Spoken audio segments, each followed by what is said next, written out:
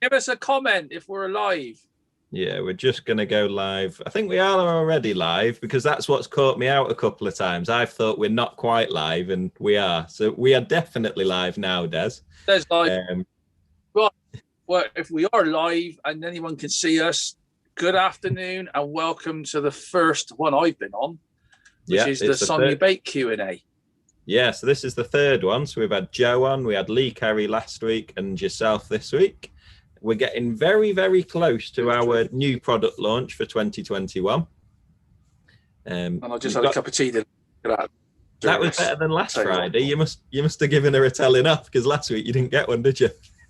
One thing I can't do with my missus is tell her off.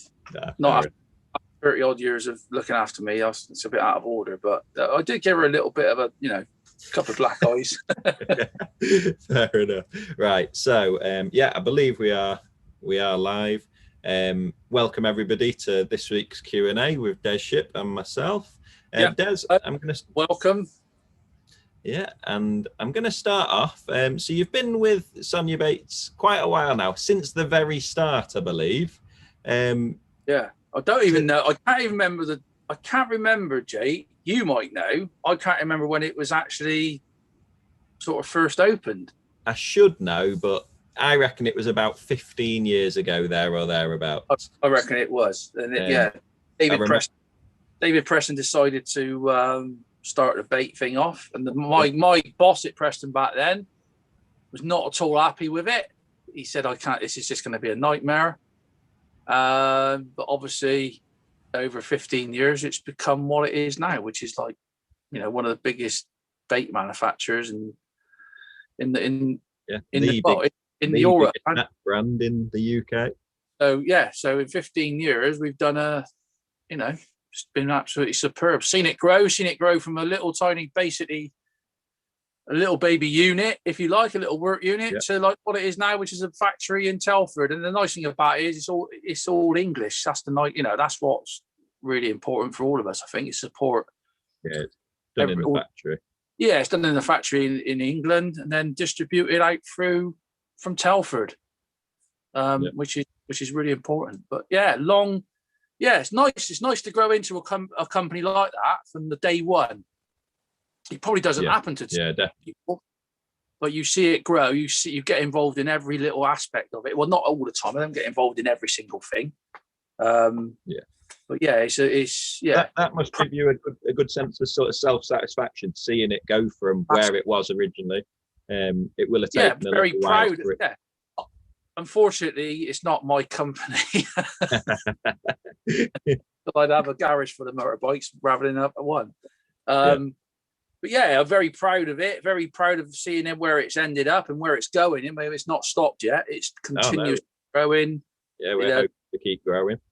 Lots of stuff in the pipeline, as same as Preston Innovations. It just keeps going. It amazes me how it keeps developing new products and etc. But very proud of how it's gone. It's good because the products we do are what they say. I was just about to say then, has seeing how we do things, the stuff that goes into our mixes, has that personally obviously gives you confidence to start with, but has that also helped you in your own fishing, knowing exactly what's in the mixtures you're putting? Yeah, massively. Confidence is massive. I don't want to be sat there with a bait, whether that's a hook bait or a ground bait, and thinking, well, I'm not quite happy with that. I don't really want that there. You don't always get what you want. What I want in there ain't always going to happen because there is a cost. There is a cost to this bait as well. It's like Thatchers, and we've spoken about Thatchers, and Thatchers is probably one of the most expensive ground baits to develop, I would say, or to produce because of some of the fish mills in it. So there is a bit of that involved as well. It's great. Like the last ground bait I actually got real heavily involved in was the black roach, and I remember going to the factory, and that's been a real big success because all the ingredients I wanted in there were at the factory.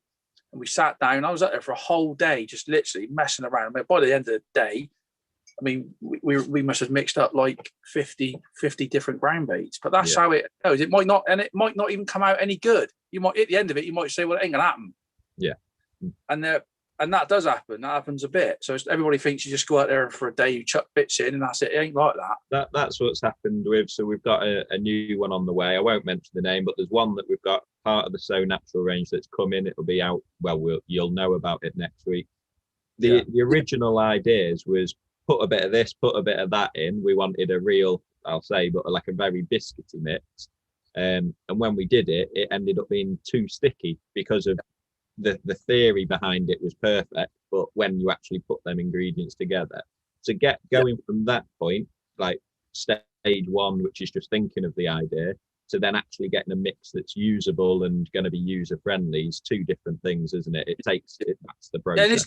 Yeah, I don't want a ground bait. I have used ground baits over the years, and they are an absolute nightmare to mix up. And I don't want that. I haven't. It's a nightmare, and we, obviously that's really important as well. We try and make it as easy as possible. Like the Matt's Method mix was the first ground bait I ever got. It was the first ground bait Sonubaits ever produced or ever made. Yeah.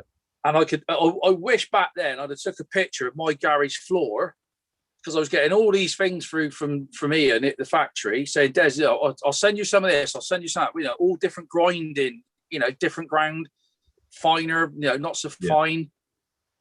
And my garage was just a complete and utter. It was like you know what I mean? It's like a chef's kitchen. But out of that, it come what it is, and that's like that is brilliant to me. There's nothing better.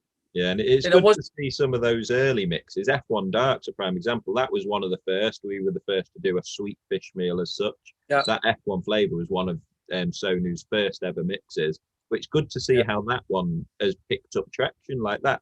For years, it was a mix that people used, but nowhere near what it is now. Like and I think don't use it.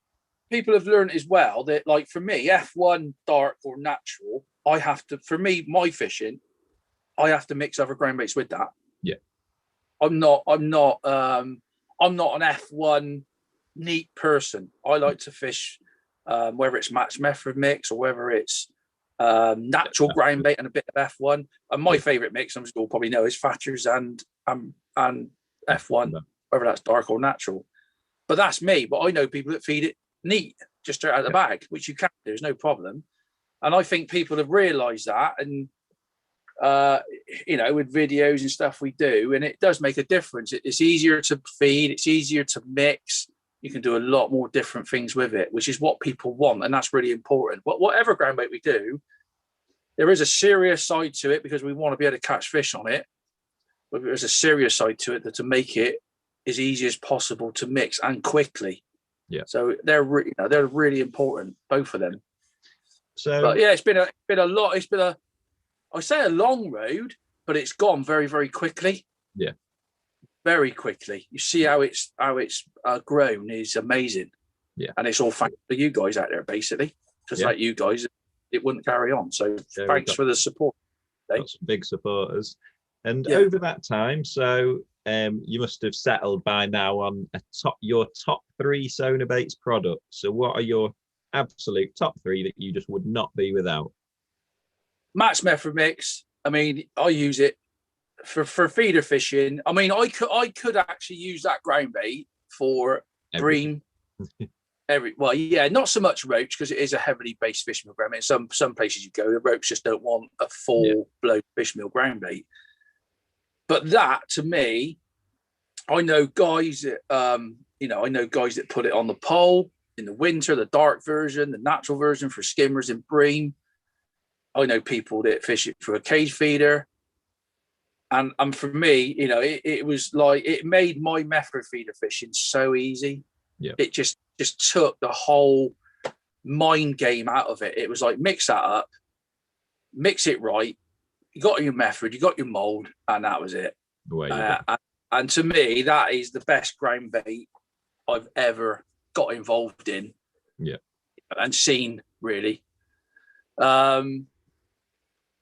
I think Pro Thatchers, even though Pro Thatchers has only been out, or Sonubaits only produced it for probably 2 years now, it has to be one of the best ground baits I've ever used as well. Even though Rodney, everybody knows the story from the shop in Wales near in Somerset. that guy made that ground bait, and like I've said on the Q&A the other week, it's the only time he's ever got pissy with me was I actually asked what was in it. And he was the most placidest. He was the most placidest guy you could ever meet. And I asked him one day because Ian, it's on you, sort of nudged me and said, "Look, what's in this Thatchers?" And I said, "I'll try and find out." And I shouldn't have done it because inside I knew what was coming. And I asked him, and he nearly lost it. And I thought that was out of order. But I tried and I failed. But there you go. So luckily, the time came when he was willing to pass it on. Yeah, obviously, times changed. He got rid of the shop, and I'm fair play to it. It was never ever about money with Rodney. It was all about supporting the local anglers, the anglers that supported his shop. And when he left, obviously, Mark Harper, who's the agent for that area, approached him. He knew Mark. We all know each other from fishing with Thatchers and that. And he approached him. And he said, I'll give you the recipe, and the only thing he wants out of it is to keep it as Thatchers. Yeah. He wanted that name to carry on. So if Rodney's watching, which he probably ain't, thanks very much, because that would never have happened. He would never have ever give it to any other company. That's for sure. It was only because we all knew each other, friends from many years ago. That's what he'd done. Yeah. So pro Thatchers. And it's got to be Bandums. Yeah. Bandums have been ridiculous. Yeah. Everybody carries Bandums. Yeah.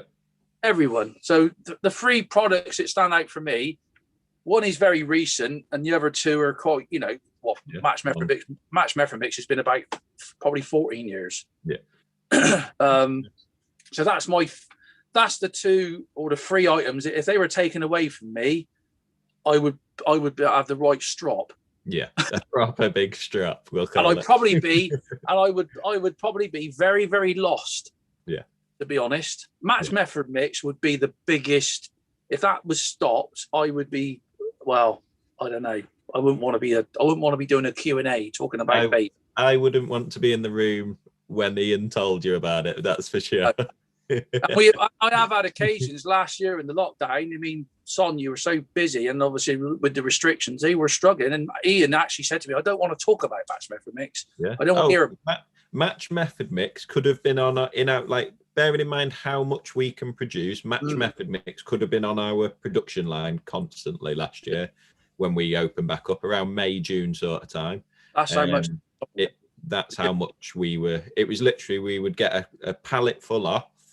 And it would be straight out the door, going out on order. That's how much it was just. Yeah, I actually phoned Ian up to order some Match Method Mix. He said, "Don't mention that. Don't mention that." We couldn't get anything else on the grinders because of how much Match Method Mix we were producing. Yeah, but it does, it does what it says, and that's what we need. That's what we do with what we do with every product. Yeah. But so that's it, really. Yeah, that's the three ones that I think's made a colossal difference to my feeder fishing, especially and pole fishing. Brilliant. Right, should we dive into some Q&A questions? Right, so I do apologise because basically there's a list here of live questions that have been sent in.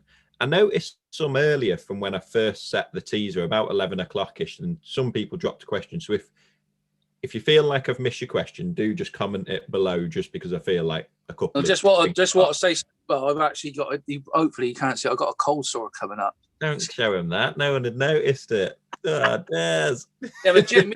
But I will say to everybody out there, me and Jake have quite a good competition because Jake suffers with the same thing. It's not because we're kissing. But Jake, I always do rip into Jake about. Mine aren't cold sores, are just full blown spots. And you always know when Jake's got a cold sore because he does exactly what he's doing now. He lets his beard grow quite long to try and cover him up. Yeah, that's it. Mine's just one ear, actually. It's not a cold sore. Right. We shall start. Mark Richmond. Good afternoon, gentlemen. I would like to know what your thoughts are about using braid for feeder fishing on slow-moving rivers. I think it would create a super sensitive drop-back setup. Yeah, it's not, Mark, to be perfectly honest, it's not the sort of thing I do, but I would do now if I was going back river fishing for roach and dace and things like that. And I know on the Trent, especially the tidal Trent, which is obviously a very powerful river, they do use braid. Yeah.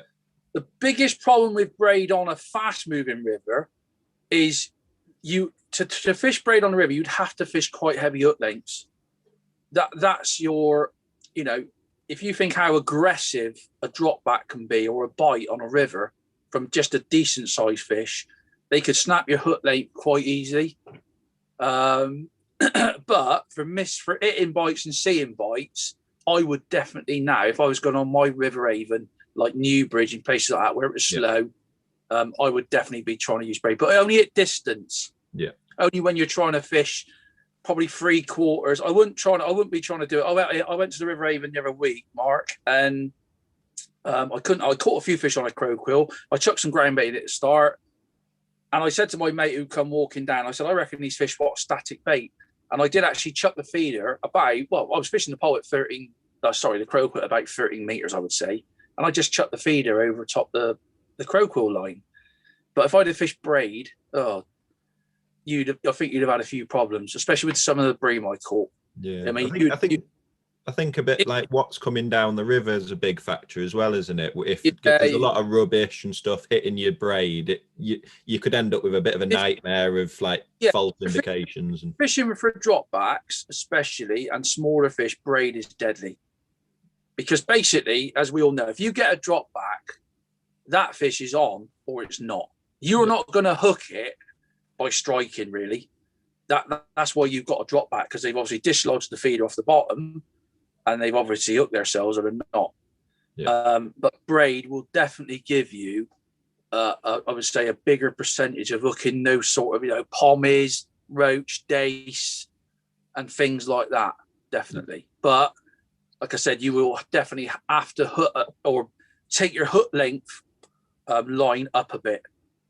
With anything to do with braid, because it's so, obviously there's no stretching it at all, you have to fish thicker hook lengths and stronger hook lengths. Yeah. Because if you do hook a big one, even if I'd have hooked some of them bream on braid the other day, oh dear me, you'd have known about it. Yeah. Yeah. I think that flow on. The Bristol Avon's a good example of a slow moving river where you would be able to fish braid, isn't it? Yeah. I did have a match on, it's not a river, it's a drain, but the King's Sedgemoor last year.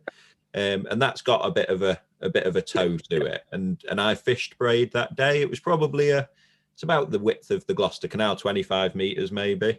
And I fished braid that day and it was absolutely brilliant. But I feel like if it was much quicker, it's always a bit of an ass twitcher, because if you're fishing with like 011 or 013 hook lengths for like the odd skim or the odd roach, and then you do get a proper nasty bite off of a big fish, inside that you've got to go very careful how you pick your rod up. Yeah. Because you could snap your hook length, or you could even bend your hook out. So but braid is deadly. It's more braid to me now comes into my feeder fishing more and more and more. That's for certain. Brilliant. Ricky Stevens has said, do you ever use halibut or high oil type pellets when fishing on still waters where allowed? I don't, Ricky. No, it's not my sort of thing. I know. I'll tell you the only time I've ever actually done it is at Stafford Moor. There was a thing there, not so recently, but when I went there years ago, they used to fish like double 8mm halibut. And it's funny because I got a sturgeon in my pond, and you have to feed sturgeon halibut pellets because they're high in protein, and that them sort of fish won't survive unless they get a lot of protein. And it's amazing that if you think that halibut pellet is really dark in color, it's literally pitch black, you put that in water and within a few seconds it goes like a gray color. And I've often thought about that. And my pond is black. On the bottom, it's like a black liner. And it stands out like a beacon. And I've actually often thought I need to take a few halibuts and try them on the bomb and maybe even a waggler. But it's not my sort of thing. It ain't. It's definitely not. But that to me is something that's in the back of my mind. I've not tried it yet. But there is people that do. But the problem is, Ricky, I like to feed, well, they're saying that, I don't feed bandums when I'm fishing a method. But with that sort of fishing, when I'm fishing with pellets like that, I do like putting the same bait as what I'm feeding on the hook. Yeah. And there ain't many fisheries where you can actually feed halibut pellets. For me personally, halibut pellets come into river fishing for barbel. Yeah. You know, like the Trent. And I remember Ian Pauly won the Division 1 National a few years ago on the Trent. Yeah. He phoned me up in the morning and he said, guess where I've drawn? I said, well, you've obviously drawn a flyer because you wouldn't be phoning me. Was he peg 1 at East Stoke or something like that? Yeah, something like that. He's on this peg. It's like a private stretch. And I said, gee, he said, what ground bait have you? I said, what ground bait have you got? And he's like, well, I've only got some like black roach and some. I said, well, you need this halibut crush. Yeah. And I had some because I thought I knew I was never going to draw this peg. But I got it in my van and he actually come down. I give him some, I don't think. Oh, there you go. That is an old bag. Hemp and Halley Crush, is it? Yeah, that's an old bag. That's the old stuff. Original bag there. Yeah, that's the original bag. So you had that, and you also had some the new one. Meaty salmon? Yeah, I don't know what the new one's called. I've got it here somewhere. And I always have it here because I think, well, if I go on a river. The new one's still Hemp and Halley. Yeah, and I give him those 2 bags and he won the Division 1 National on it. And that's where that halibut crush and them halibut pellets come into it. Yeah. He didn't actually catch on pellets that day. He caught on like triple caster and like 3 maggots and things like that. Yeah. And that is them sort of pegs. Even if I'd have drawn the Trent and someone had said to me, Des, you need to fish for bream, barbel and chub there, that would have been my mix. Yeah. It wouldn't have been anything else apart from that Halley crush, you know, and they love it. It's oily, you know. And those sorts of fish, they're looking for high protein feed, aren't they? And that's why I think it works. But as for putting on the hook, nah, it's been a long time since I put a halibut pellet on the hook. Unless I tried to catch me sturgeon for some reason. Fair enough. Jeffrey Stockton, is a dark ground bait all right to use on a sandy bottom pool for bream through a feeder? 100%. I mean, I go to loads of silty venues and it's ever so strange. What's his name? Dave? Jeff. Sorry, Jeff. Yeah, sorry, Jeff. It's ever so strange. I'll tell you a story. When Shearwater, which is up in Longleat, it's by Longleat Safari Park, it's a beautiful lake. Unfortunately, it's not been open for at least nearly 2 years now with this COVID stuff. And I probably told you the story before. And I went there, and we only fish it in the winter, depths of winter when it's really, or it can be really cold and it can be really tough. And it's long range method feeder, really. And I went there, and some of the carp anglers like Mark Bartlett, Tom Maker, they all get involved on a midweek job. We don't particularly like it as match anglers, but, you know, because they can spod and stuff like that. And I struggled that day. I drew all right as well. I drew like an error. I thought I got a chance of catching, you know, quite a few bream. I think I had 1 pull, and I packed up with like an hour and a half to go. And there just wasn't no fish where I was, or I didn't think so anyway. And I thought I'll have a little walk round. And I noticed that day, I used that day dark match method mix and a bit of F1 dark because it was gin clear. I mean, you can see like 8 foot down easily. And I went for a walk and I noticed that Mark Bartlett and Tom Maker were fishing with a natural coloured ground bait. And I thought, there's 2 ways of looking at that. One is it makes a cloud and the fish will come to it. And when they spawn, they do a lot of spawn in there, like over zigs. Yeah. They don't use dark. They're not bothered about dark colours. They put like these juices in it, don't they? Like milky juices and stuff like that. And I thought, I messed up here. I should have been. And the next match, I used match method mix. I actually won the match with nearly £50 of bream. And that's the sort of things you've got to try, whether winter or summer. But there is no harm at all in using a dark mix over a dark bottom, because that's the whole point of it, really. You want the fish to come and settle over something they're used to. But Jeff, never be afraid to use a natural colour ground bait. It's something you've got to experiment with, and you might have to go there and think, I'll fish with a natural ground bait today. You might not catch nothing. It might be really tough. Yeah. And then you go there the following week and you put a dark ground bait in, and it's just so obvious that it made a massive difference. But at least you know. But honestly, some of the venues, when I go to like Europe fishing, you just think that's where you learn a lot about. In Europe, especially for like carp, they use a lot of natural coloured ground baits, bright ground baits. Yeah, like really yellow and stuff like that. Yellowy, biscuity. And when I've been to Poland fishing, I actually ended up using match method mix and bream feeder. Yeah, bream feeder. Yellow. Yeah, bream feeder is like a yellowy, quite a lot of few parts, but it's different. Yeah, and that's the sort of things it's really interesting, Jeff. But honestly, don't think you've got to use a dark mix over a dark bottom. Seriously, it's just the cloud effect. I'm sure it just brings them in. Yeah. It's like when you bleak fish. You would never fish a dark brown bait for bleak fishing. No. Because when you bleak fish, even though they're scatty little things, you want use that cloud. You put like a Trackix in there, which is like a massive yellow cloud. It just sit in it. Yeah. So that's what you've got to try and learn, really. Yeah. All right. Daniel has said, what do you think is more important for a hook bait, colour or smell? Both, Daniel. That is, I think personally for me, colour is like paramount. There's no doubt about it. I mean, people say to me, "Oh, it doesn't make a difference." I said, "Well, have a think about it. If you go to a venue, an F1 venue especially, and you can sit there with a red maggot on some days, not every day, and you get an odd bite. And I've been to Tunnel Bar and I've put a double white maggot on, you get a bite every single chuck. How do you explain that? Apart from that, they do pick out different colours. It's like when you put double fluoro pinky on. Yeah. That sometimes that's about size, sometimes that's about colour. But for me, I would say colour is more important than smell.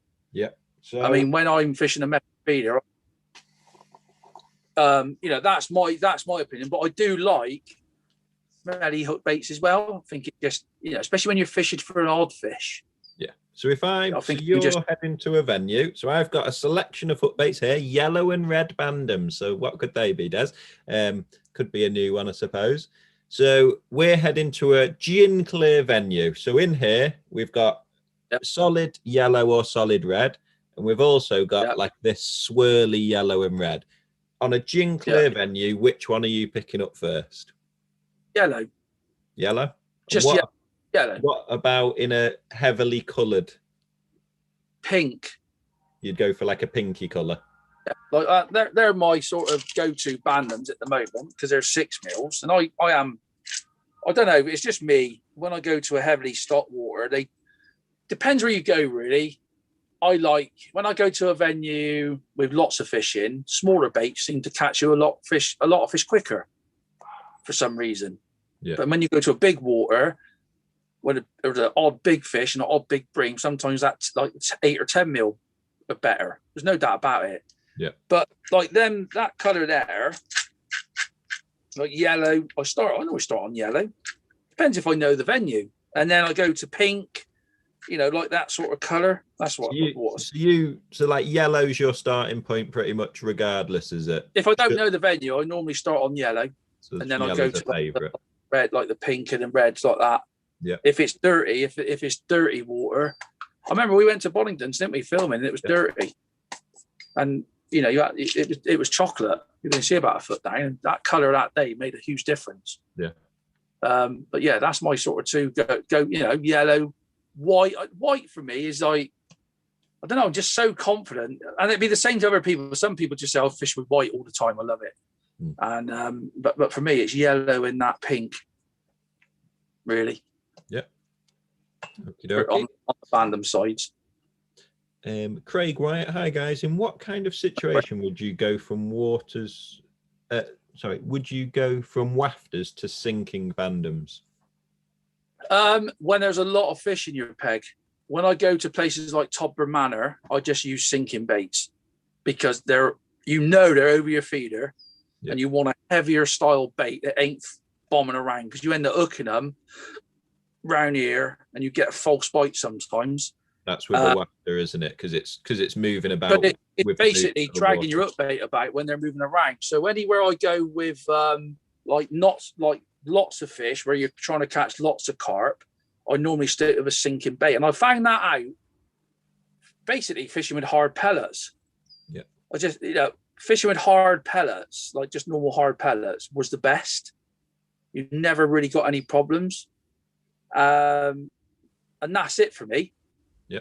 Wafters are the number one hook bait when things ain't going quite right and you think it's hard, and you know, but bottom baits are definitely the ones when the fish are having a go.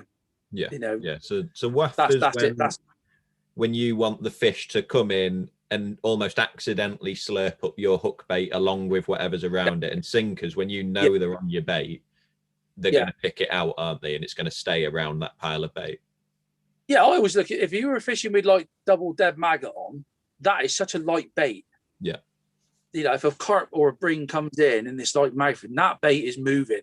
There's no doubt about it. That double red maggot is so soft, it would be floating around. But probably similar to a bandum, really. Yeah. And, you know, it is just, I don't know, it's just something about it. It's definitely better with a heavy bait on when the fish are feeding heavily and coming to your feeder in numbers. Yeah. 100%. All right. Sam has said, hi Des, when fishing for carp and F1s, why do you prefer to feed 4mm pellets? Most people kinder micros. Most of your videos, you always opt for 4mm pellets on, say, the 5 meter line. Why? Yeah, the thing is, Sam, obviously that depends on time of year, but if you're fishing for carp, I mean, for instance, when I go to Tunnel Barn in the Winter League, obviously we've been a couple of times on this Winter League, it was cancelled. Obviously, I start off with micros, but I always got, and it might only be half a pint of soaked 4mm, because if the fishing's good, you can catch so much better feeding 4s. You get less liners, you get less aggro. And when I'm fishing for carp, I might put micros in at the start of the session, and then I'll be loose feeding a couple, or cab potting or loose feeding a few 4s over the top. When it becomes good, you can cancel out the micros and the fishing can be much better. But there's some days, unless you put micros in, you can't get anything to stay in your peg. So I do try, and I don't do that all the time. I don't fish 4mm all the time. Amazing thing is, I go to probably one of the best fishers in the country, Topper Manor. I mean, and there's lots of fish in there, from £1 to £10. And you can go there in the height for summer when it's all top 5 fishing, because you've got to fish short and down the edge to really win, if you're going to win. Get the weight needed. Yeah, because of the weight and numbers of fish. And I've been there and I thought, this is all going to be 6mm and 8mm today. You know, trying to stop foul looking, keep them down the bottom. And I've had to feed 4mm to actually keep the fish in my peg. And it was so obvious. I've been trying to feed a few 6s. I'm catching. And I'm like, oh, it's not really happening. I throw a few 4s in. And it's like, unbelievable. It's just like, just got loads of fish in your peg. And that's the same as micros. That's how I work. I go like micros if I think, but try and stick with those bigger pellets for like the bigger fish. You're almost like dropping down if you need to draw in. And once the fish are there, use as big of a pellet as you can get away. Yeah. Does that help you prevent foul hooked fish, that sort of thing? Stop the fish coming up. 100%. That's why, I mean, otherwise, if you just keep piling the wrong, if you don't say you keep piling the wrong bait in, but if you're putting bait in that's washing around, you end up, you can have a bit of a nightmare. Yeah. You know, and sometimes you've got to do it. Sometimes they will not come in unless you put that sort of feed in. Yeah. You know, Sam, if you want to draw fish in, smaller pellets. If you've got fish there and you want to keep them there, reduce any problems, bigger pellet as you can get away with. But never forget, and you'll see it a lot, I do it a lot, and I don't see that many people do it, is pick up a catapult and just loose feed a few bigger pellets over the top, even if you're fishing with micros. Yeah, even if it's like 5 or 6 4mm, you know, because it can make a huge difference. I mean, that little area you're making with the 4mm catapulting can keep fish in your peg. You'll keep catching for longer. And that, you know, I do that a lot, and it makes a massive difference. No matter what, even when you're fishing for skimmers, it's the same. Nice. We've got Mike has said, hi Des, what is your favourite cage feeder rig? Well, that's funny actually, because I was chatting to Lee Carey yesterday, because we had a Zoom meeting. It went on for 6.5 hours. So if I look a bit tired, that's what it was. It was a bit draining. And this was obviously with Preston. And it's really funny that I used to do a hell of a lot of feeder fishing. It was part every time I went on big reservoirs, the Gloucester Canal, all skimmer and bream fishing. And my brother used to be a real good feeder angler back then. He doesn't do it anymore. And all he ever used was a paternoster every single time. It was no other rig. There was never any running rigs or helicopter rigs.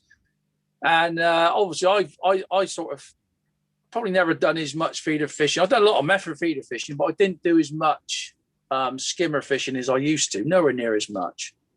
And the last few years, I've done a bit more. And I went to Tamar back in September of last year, and I fished two little festivals there. One was a pairs and one was a 3-day feeder festival. And I went down there, and I had a helicopter rigs. I had I never had no. Did I have any paternoster rigs? I don't think I did. I think I had a free running just with a twizzle boom, and a pattern and a helicopter. And I went down there practicing.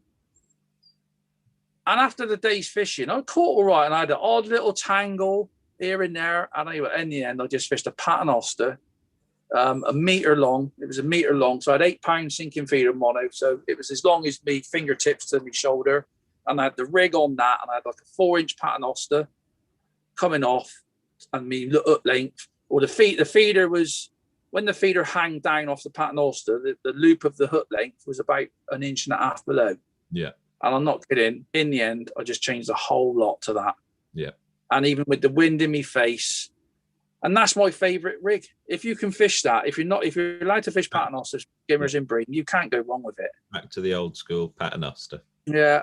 And that, basically, I fished braid. I actually cast off a braid that day, and all I done was a loop in my braid, and a loop in the actual feeder setup on the 8 pound line. Leader, the whole rig together, and that my rods are still set up here from last year, and that's all. And you can put them. You can actually make them up, get a spool like that, like the spools. You can put them on there. You can take them with you. So if you mess one up. Oh, so you have like your shot leader rig set up on a spool. Not shot leader. No, it doesn't. It's not a shock leader. Oh, just your meter length of rig. Just a piece of line. If I wanted to shock leader it, obviously that would be on a big. That would be on. Well, you can do it either way. You can have that. You can have your shock leader with that on it. Yeah. I never use a shock leader down at Tamar because I was only fishing like between 20 meters and 50 meters. Yeah. But that to me was the best rig, because when you got the wind in your face, it was the best rig. There was no tangles, and the thing is, for me, I can cast really well in accuracy, but I know deep down I'm probably too eager to cast out too quick. Yeah. And a lot of us are like that, especially when I'm catching skimmers and roach. And that paternoster, just, I don't know, you can make slight mistakes when you cast and get away with it. Yeah. With a running rig and a helicopter rig, I just, well, especially with a running rig, if you don't cast dead right, you can end up getting loop overs and that. And with that paternoster, it just gives you a bit more leeway. That was me. Nice. I like it. Steve Gale has said, when you have lots of top kits out with depths that vary slightly, how do you know what fish is what depth? When you have lots of top kits out with depths that vary slightly, how do you know? I'm guessing what he means is when they're on your roost, how do you quickly identify which rig is for which line that you've plumbed up? Well, I find that harder, Steve, as I get older. I'm not going to lie. That is probably me getting older and my brain's not functioning as quick as what it was. Really, it's just memory. But I have done in the world champs and real big matches, I actually put Tipex marks. So the Tipex you've actually marked with your depth, I will put that on the end, like top 5. Because if I'm using the same rig and they're very similar with depths, it's obvious when you go to some waters, that's out long because it's a foot deeper than the top 5 line. But I do put little Tipex marks right at the end of that there. And I've got that jammed up in the bloody roof. Don't snap the tipper.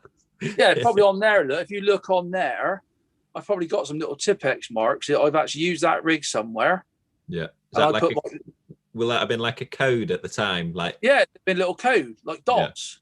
Some people use them for elastics. I I do that. So like if I'm fishing for F1s in the winter, it might be that there's a tree that's like shaped. It might be that it's like a tree in a V shape. Yeah. So if I know that that's where I've lined up to, I might put a little V, like, so that I know that that's that rig sort of thing. And in your head, you remember it, don't you? That's the way to do it, Steve. You just use little Tipex marks. You can put like top 5 or just the number 5 on there. It's pretty obvious it's for top 5. Yeah, and that's the most simplest way of doing it, really, to be honest. Brilliant. Joe Miller, would you fish on the inside and past your loose feed / ground bait for any other reason except for trying to avoid foul hooking fish? And would you fish off certain loose feeds more than others? So basically, would you fish past your bait where you're feeding? Yeah, 100%. For any other reason other than foul hooking? Yeah, 100%. I mean, it works massively. You know, they're wary. The fish come into your feed. I mean, we've all seen it. I've seen some things in my career, probably in the last 7 or 8 years, I would say. And I've seen people fishing, and I've done it myself. I've seen people chucking a method. I've actually got a video on my phone. I took a guy out fishing at Larford on the Max Lake, and we were chucking a method feeder out. And and I went out onto the island. I actually got over. If anybody's been to Larford, there was like a piece of wood you could go over and get onto the island. I wish I had a video of it, because how I stayed on it, I don't know. It was like a tight rope. But I managed to get over, and this bloke was chucking the feeder over, and they were tailing up. They were actually tailing up on his feeder, and he couldn't get a bite. We did get an odd bite, but you just could not believe that they come to the method. They're basically sucking everything off the feeder and leaving his hook bait. It was incredible. And that happens down the edge. We all know that happens down the edge. They're real clever. Yeah. And that's when, loose feeding a bit past, or going in and tapping a few offerings past. So you've got your main sort of feed area, which they're coming to, but you struggle to catch them on. And you're just tapping a few bit of bait, whether it's meat, corn, pellets, whatever, past. You can have it away. So that or fish it down the slope slightly. But then I think you're sort of dealing with foul looking then more. Yeah. But you can do it. You can do it short of your ground bait or your whatever you're putting in, or do it past. But it's massive. It doesn't work all the time. But them days it does work is great, because you don't foul look hardly any. You can catch some real big fish as well. And other days you've just got to fish over your bait. They won't have that little bit of bait past. They're clever. So yeah, you've got to try it. I mean, I like catching over my bait. I love it. And some of the best days I've ever had on lots of different venues is basically just cad potting, pellets, and the odd piece of meat. But you've always got to have that ground bait there, because there's more and more days now, I would say, where they won't come in unless you pile bait in or an amount of bait.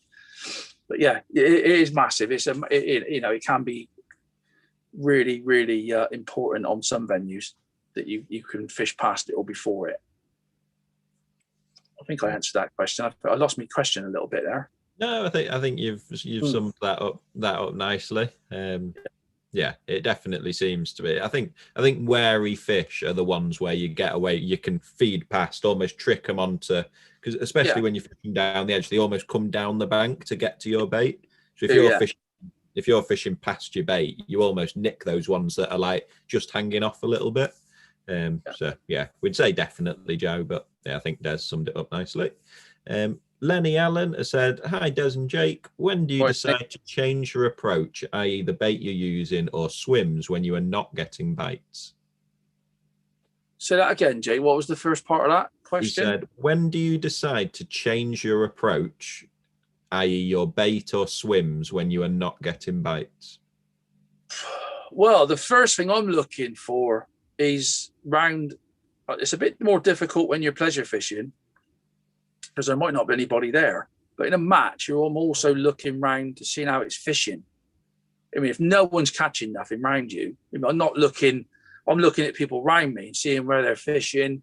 I'm not doing it all the time, but I am quite crafty. I'm quite a stealthy You know, I have a good laugh in that with people on the bank, but there is a serious side to my, well, I think there's a serious side to my brain. I haven't found it yet, but usually when you draw, that is, it comes out for 10 or 15 minutes after you've drawn. Yeah, so you have got to be a bit like, you know, I am a bit stupid, but I do use other people fishing to see where they're fishing. Probably not so. I want to try and see what they're fishing as well if I can, and use them as a guide, because there's no point changing if the venue's fishing really tough. You that's the last thing you want to do. But like I say on all my little videos and that I do, have a throwaway line. You know, even if it's just whatever single bait you decide, whether it's ground bait, little balls of ground bait, or pellets, have a line where you can, I don't know, whether it's just down past your keep nets, off to an angle of your keep nets, and just keep priming that up. It's a throwaway line. Sometimes it never comes into play, and a lot of the time it doesn't come into play, but there are certain days when it can. Yeah. For me, changing lines and baits, it's a tricky question to sort of answer, really. I think you look at the weather as well, and time of year. Time of year is important. Like springtime, you know, we all know worms and ground bait comes into play a lot as it gets slightly warmer, especially for carp. Ground bait is strange that during the winter months, I put a lot of ground bait in for skimmers, and I fish ground bait on the method, but I don't never put it on the pole. I don't put it in down the edges so much in the winter time because the fish don't seem to come in. And as that warms up, that's when you've got to be switched on to start feeding ground bait in the edges, because they can come in on that. I mean, if I was going fishing at the moment, even though we've had a couple of cold easterly days, I've been out today, and it's sort of like quite. If I was fishing today, I'd be thinking, if I go down the edge and it's not happening, I will definitely put a couple of big pots of ground bait in, because it's you can just tell that water is probably 8 or 9 degrees. So then they're the sort of things that switch me on to changing. Not so much changing out there. It's about baits and time of year. Trying to be try and be one of the first ones that uses a different bait to get the response that you want. Yeah. So what happens, Des? Say you're catching on a line, and you're catching really well, and then things just slow down, and you've tried topping back up on that line, and you just can't get that one particular line to come good again, even though it was so good early on. What's the thought then? That's why you've got to have the throwaway line, really. You know, whether you're carp fishing or silverfish fishing. And that can just nick you. I've been to loads of venues, and I might have thought, I'll just feed some casters down there or some maggots. I'll put a little bit of ground bait in at the start, you know, a couple of balls, and I'll just throw some maggots on there. And it's gone absolutely dead. You can see it. I've had a little run. And you think, I'll just go down there on maggots. Like, oh, that's a nice skimmer. Whoa, that's an 8-pound carp. Hello, I've caught 20 pound there. Yeah. And everybody's like, well, how come you done that? And I'm like, well, I don't know, that's a throwaway line, isn't it? Yeah. Oh, right, don't do that. and then you've been priming that other line up. Yeah. And you see someone hook one long again. You're like, well, I'll give that another 5 minutes down there, 10 minutes. I'll go back out long. And because you've left it, the thing is as well, what you'll find in match fishing as well, it's people plunder a line too long. Yeah. They don't rest it. They just sit there and sit there and sit there, where they could have like timed it a little bit better and chucked a method out, you know, even in open water. There's no harm in that. It's just because you ain't got an island, you can chuck a method out there. And that's what it's so important that. Yeah. So important that you leaving a fish and never sort of running the line dry as such. You sort of. I'll tell you a match I fished at Ivy House before this bloody lockdown. It was back when it was warmer. It was on this new lake at Heron, which is solid with little carp. And I mean, a guy called Liam Derrick, you'd know him, and he's been taking it apart. He took it apart. He was taking it apart. I haven't been there for ages, and he was taking it apart shallow. And I got there and didn't draw particularly great. It was every peg. It was quite tight. And he done his normal thing, fishing shallow. I was loose feeding cast for shallow, and he won. You could tell it was that time of summer when it was all on the change. Yeah. And I remember I had a line it was basically the rig that I set up on a top kit +1, because I thought if the fishing's brilliant, that's where you can catch, and all the carp are like this big, like little ones and F1s. And for some reason, I just thought, right, I'm just going to throw an odd little nugget of ground bait on a top kit +1, the same depth as what I had there, to me right, and the fishing was quite tough. It was good, but it was never any good where you were going to win. And I thought, and I've been chucking this little nugget of match method mix and maggots, and there's no silverfish in there, which is quite nice, really, because when you get a bite, it's a carp or an F1. Yeah. And I went in there and I ended up with 130 pound and come second in the match, and no one round me broke 40 pound. And they're like, well, why have you done that? What the hell have you made? I thought, well, it's a throwaway line. And that's one of the days when I have a little throwaway line like that, even though you're just chucking little nuggets in the size of your thumbnail or whatever bait you decide, made a colossal difference. Even though I still carried on feeding my other lines that I thought I was going to catch on, because obviously that went a little bit funny. I'd go out long at 11 meters on the bottom with pellets, nick a few, and then let that come back. And that's how you rotating. Yeah. Christ, that was a long old question, that, wasn't it? No, but I think it needs to be said, the importance. That's how little tips like that can make you such a better angler. Yeah. Would you ever use this from Stan? Would you ever use an inline cage feeder? If not, why not? Not really, Stan. I mean, I know a lot of people. I would use one, but it would have to be on a certain venue. Little carp, little F1s. When you're fishing a little tiny inline feeder, would probably. I mean, for me, an inline cage feeder is when you're fishing with short hook lengths and they won't come to a method. Yeah, that's it for me. If I'm going to a venue and they've seen a lot of method feeder fishing, they won't have it. They're a bit weird. They're a bit funny. That's the time to put a little inline cage on and fish like a 4 or 5, 6 inch hook length, and you can have it away on that. But that's really the only time. That is it for me with those inline cages. It's when they come to the method, but you can't catch them. They need to do something else. Yeah, so it's an alternative to a method rather than like an out cage approach. Yeah, and you can put odd particle in it, where the method you struggle to put a particle in. Yeah. Unless you want to put a few 4 mils or 2 mils, where with a little cage, if you wanted to, you could plug it with a bit of worm. You could plug it with like 10 dead maggots. You know what I mean? That gives you a little bit more leeway in getting some hook baits in your peg that you're trying to catch on. Because that obviously on some days, it's like thinking like a sticky mag feeder. When that goes, it's deadly. Not many people do it because it's a bit of hassle, to be honest. You've got to buy maggots, you've got to get them right. But when it goes, Jesus Christ, it's deadly. Yeah, I like that. I like that little tip. Getting a few maggots in. That's exactly right. That's what it's about. I like it. Mark Hayton, Dean Bayliss has said, have you had any success with the 8mm expanders on the hook on the bomb? Whether that's pro hookables or pro feed. Yeah, that is, as you probably well know, Dean. Straight lead fishing ain't my scene. I literally chuck it out. I'm like la la la.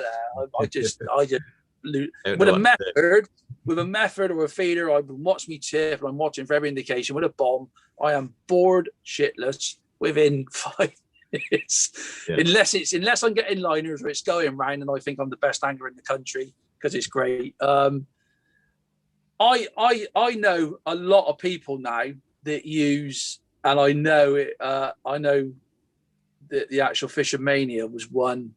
I think it was one, Jake, using. Yeah, it was double 8mm pro expander. Double 8mm pro expander on a bomb. So, Jake, Jake told me that, and it's not my thing, Dean, because I'm not a straight lead person. If I can help it, I just want to chuck a feeder out or something. But if I was going to a venue, I would definitely be doing some 8mm pro expanders up to go on the bomb because it makes a huge difference. It's like I say to people, does it make that much difference? I always say, look at the venues you go to, and there's lots of venues you can go there one day. It's all hard pellet fishing. You don't need to put a soft pellet on. Go there a week later, and you get an odd bite on a hard pellet. You put an expander on and get a bite every single chuck, 5 times as fast as you get on a hard pellet. Yeah. And that's no difference to if you want to use them on a bomb. So I've not done it yet, but it's in the back of my mind. If I need to fish the bomb, I'll have them with me, 100%. Brilliant. Mark Caton, guys, with the match method mix, would you change the inline feeder with the ICS feeders you get free? Thanks. It's something that's potentially in the pipeline. I'm not sure cost-wise. I don't know whether it's viable. I used to use them feeders all the time, the ones that come in the bag, because they were like the original. They were the original feeder that was designed by Finley. Yeah. And then the ICS slightly changed. And I will never, I can't see me ever using another feeder apart from obviously I use a different feeders, as in pellet feeders and different sizes, but that ICS for me is, that's another one. If they took that match method mix away from me and those feeders, I would not be a happy chappy. No, they're you too, aren't they? I don't know about that. Jake would know about that. Yeah, it's definitely something that's been in discussion. Get it up to date. I just don't know about price wise. So yeah, watch this space. We don't know at the minute. Nash Fishing. Hi Des, you are live. So that one, yeah. So these were previous questions. We're now up to the questions that we've started getting since we've gone live. I am live. I think now. Stephen Armstrong, afternoon, gents. When fishing a large reservoir, would you stay with F1 Dark as your base mix or swap it with match method? Well, like I said earlier, Steve, my favourite mix for any of that style of fishing, it is F1 and Pro Thatchers. Whether you mix that 50-50, I mean, most people mix it 50-50. So they use a kilo of, well, it depends how much you're mixing really, but if you use like a bait container, you can vary it a little bit. But 50-50 for me, you can't beat it. But like I said previously, there's a lot of people, and listen, I catch tons of skimmers and bream fishing with match method mix. And why I don't fish it through a cage feeder, I don't know. I just prefer the Pro Thatchers and the F1. Yeah. But I do know people that use match method mix in the dark and the natural, and they use that through a cage. They use it through a method. They use it on the pole. But for me personally, it's through talking to people as well. I've been to venues and they're like, "What have you used?" And they're like, "Oh, I use Pro Thatchers in F1." And you're like, "All right, I need to get on that." Yeah. And I've used it, and I've had lots of success on it. And the thing is that Pro Thatchers is you seem to catch some roach as well, which is nice. You know what I mean? It's like, and that's it for me. That's what sort of sways it over to me using the Pro Thatchers rather than the match method mix. I don't catch many roach over match method mix. No. It's either bream or carp or F1s. Yeah. The roach don't seem to, I don't know. They just, whether it's because of the venues I go to, I'm not 100% sure. Where if I go somewhere where I want to catch skimmers and F1s and all everything, I don't want to be too selective. That's why that Pro Thatchers and F1 seems to just suits the bill at the end of the day. Yep, sounds good. What do you change if your peg starts fizzing in a feeder match? Well, that's difficult. You can change, to me, again, hook lengths, shorten the hook lengths, or even make the hook lengths longer. The way you put the ground bait in the feeder, sometimes you can put it in hard. So, because what happens, I think, there's one thing that's really weird in fishing, that you can have a peg fizzing and you can sit there and it's fizzing all around your float and you can't get a bite, or you get a very odd bite and you think, oh, I should be catching more of this. Yeah. And the worst thing you can do sometimes is not feed. You've got to feed to catch the fish that are fizzing. You need them to come to the bait you're feeding, or you've just fed in a pot or whatever, and you go right on it. I've had loads of occasions I'm shitting myself thinking I don't want to feed because I might mess this up. Yeah. And then you think, well, I've got nothing to lose here. I can't catch them anyway. You start feeding, going straight on it, And that's the difference sometimes. You've got to fish straight on it. You ain't got to chuck that rig down and go down the edge for 10 minutes and wait for that to, settle. You've got to go straight in on it. And that's one really important thing. But we're talking about a feeder. But it's the same approach. Sometimes you've got to cast more regularly. You've got to adjust how hard or how soft you put that in a cage feeder or even a method feeder. I'm not sure what feeder you're fishing with. And I'm not being funny. There might be days where it's fizzing like hell, and you probably think I should have caught £100 today. Yeah, you've only caught 30. But if you change a few things round, like hook lengths, small hook baits, when it's fizzing, you can go from either a tiny hook bait, like single maggot, to a big hook bait, like a whole worm. Yeah, that's the sort of things you've got to try. Yeah, so that's what you do on the pole, isn't it? A lot. Well, it's a trick you do on the pole. You often, if your peg's fizzing like mad, you'll go whole worm and lig it on, don't you? Or start another line. So I might take another 1.5 meters, 2 meters of line off, clip back up, and start another line again because that bottom's fresh. Yeah. So you'll have that little run. What normally happens is you have a run, and you look out there, you think, bloody hell! I didn't think there was nothing in me peg. No. It's fizzing. But don't be too. That's. I think that's been going on forever. Carp anglers have the same, don't they? Carp anglers.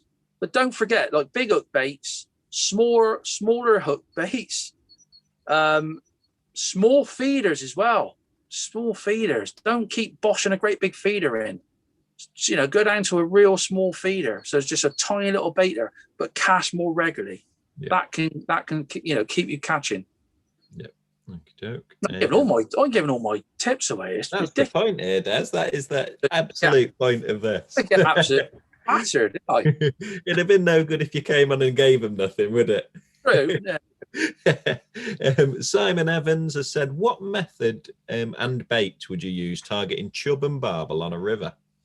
Well, Simon, we just spoke about that. That Halley Crush ground bait for certain, which is awesome for that because you can mix that up. It's really oily, and you can put it through a feeder, but it comes out. Yeah. You mix it on don't mix it too wet because it is an oily ground bait, and you can cram it in, which is important. You can mix a bit of hemp in that with it, obviously, and a few like 2 mil halibut pellets. Anything to do with barbel and chub, I would say. I always look at it now. You think how many people go. There's a lot of carp anglers now that go on rivers. You don't see them very often, but they're there and they're pre-baiting. They're not stupid. They go down there during the week after work. They're lobbing in pellets, lobbing in corn, probably a few boilies. And if I was doing that sort of fishing, that's the sort of baits I would be looking at. Halibut pellets, boilies, corn, and then obviously you've got your halibut pellets as well. But you won't go far on fishing with halibut pellets. No, and I know Jake does a bit of that. And I think you were catching on those Robin Reds, weren't you? Yeah, well, I use these. Joe's been out going and catching a lot of chub, and I know Jordan's gone out today, and they like the cheesy garlic versions. I like the pellet O's, so I only use small hook baits, but that's an 8 mil. That's the spicy sausage one, but they come in all sorts of flavors. I must admit, they do like. I think big fish, especially on rivers, like this spicy, peppery smell, like them. What are they called? The pellets I just said about Robin Red. Smell spicy, and I've always liked that for some reason. Yeah, that's what they are. They're a bit like they're that red color, deep red color. They smell very they're called spicy sausage. They smell like just like a meaty hook bait. And I've caught plenty of barbel up at Evesham, some chub on them, catch a bit of everything. But they are generally just I don't go over the top, but like a lot of people will fish like double 11 mil or that sort of thing. I don't think you need to. I just fish a single 8 mil pellet, generally just hair rig it and fish single 8 mil. You don't put any paste around it, and no, I just fish that on its own. And in the feeder, my mix is basically I get a tin of hemp, just natural hemp, our hemp. I get the same amount of 3 mil halibut pellets. I put them in the mix, and then a handful or a couple of handfuls of ground bait. And I use the meaty salmon one just because it's that red color and it smells a bit. I don't add any water to it, and I just mix that all up. So I get a bit of like a stodgy mixture in the feeder. And then I generally just have like a 50 centimeter hook length, one of them in a band. Because these are the ones. I think I got some in here actually. These are the ones I've done for the Trent on the National. This is what they do on a lot of the specialty guys. Sure, I got some in here, so I might not have. What they do, they use like a big maggot feed like that. Yeah. I had some. I can't remember where they are. That's bugging me now. Here we go. Look at that. That's how organised I am. That was the Division 1 National. I've got me feeders in there, which I cut the bottoms out. Yeah. And that's obviously what you do. You put you file them out. Yeah. So you can cram your halibut pellets in it and your hemp, and you can just tap a bit of like halibut crush over the bottom of that. Yeah. And that sits there, obviously, and it all comes out. Yeah, see, they are really good. Especially maggot feeders for pellets in general are really good. Yeah. I use like the plug-it feeders, the Preston plug-it. Yeah, I got some then, like them. So they have like exactly that, yes. So they're sort of like open at each end, but in the middle, they're quite blocked. So you can cram it in, but obviously the flow of the river means that your bait does eject. The nice thing about their maggot feeders there is they come in real like heavy sizes, heavy weights. I mean, that's probably, 60 grams? Yeah. So that's really important when you're big fish fishing. I think you want that cranked on the bottom. I mean, that's quite a big feeder, that, look. Yeah. But that's what you want to do. That's what I would do if I was fishing for barbel and chub on my river. Yeah. For that sort of style. I mean, look at that. What a piece of work that is. Yeah. That's a standard one, look. And all I've done is gone with a little axle blade, cut that the triangle of them holes out, and made that. That's a sort of sad life I live in my garage. Were they for the National on the Trent, Des? We won the National on the Trent. I'm not saying no, we didn't win it, did we? No, Barnsley. Yeah, well, my mate borrowed my feeders as well. Ah, yeah. What a joke! Buy me a pint, Ian. He's too tight. Too tight to buy you a pint. I don't even think I got my feeders back. But for that, who was that? Who said that? Simon. I think that sort of approach, and you won't be far wrong. Right. Chris Hodson has said, "Can you recommend a ground bait / tactic for a new club lake where the fish don't know about fish meal, about 10 feet deep and plenty of silvers, but also bigger bream, tench, and carp?" Yeah, well, that black roach. This is what I've been fishing at Bitterwell Lake. And my nephew summed it all up. I give my nephew Ryan, he's gone to Bitterwell. Bitterwell's like an old lake. It does get fished a bit. Obviously more so than probably what that lake will be. And it's ever so strange. I give him some Thatchers, I give him some F1 dart, but I also give him a bag of that, which is the black roach. And he said I couldn't catch over me fish meal. And he put that in and he caught loads of skimmers, roach.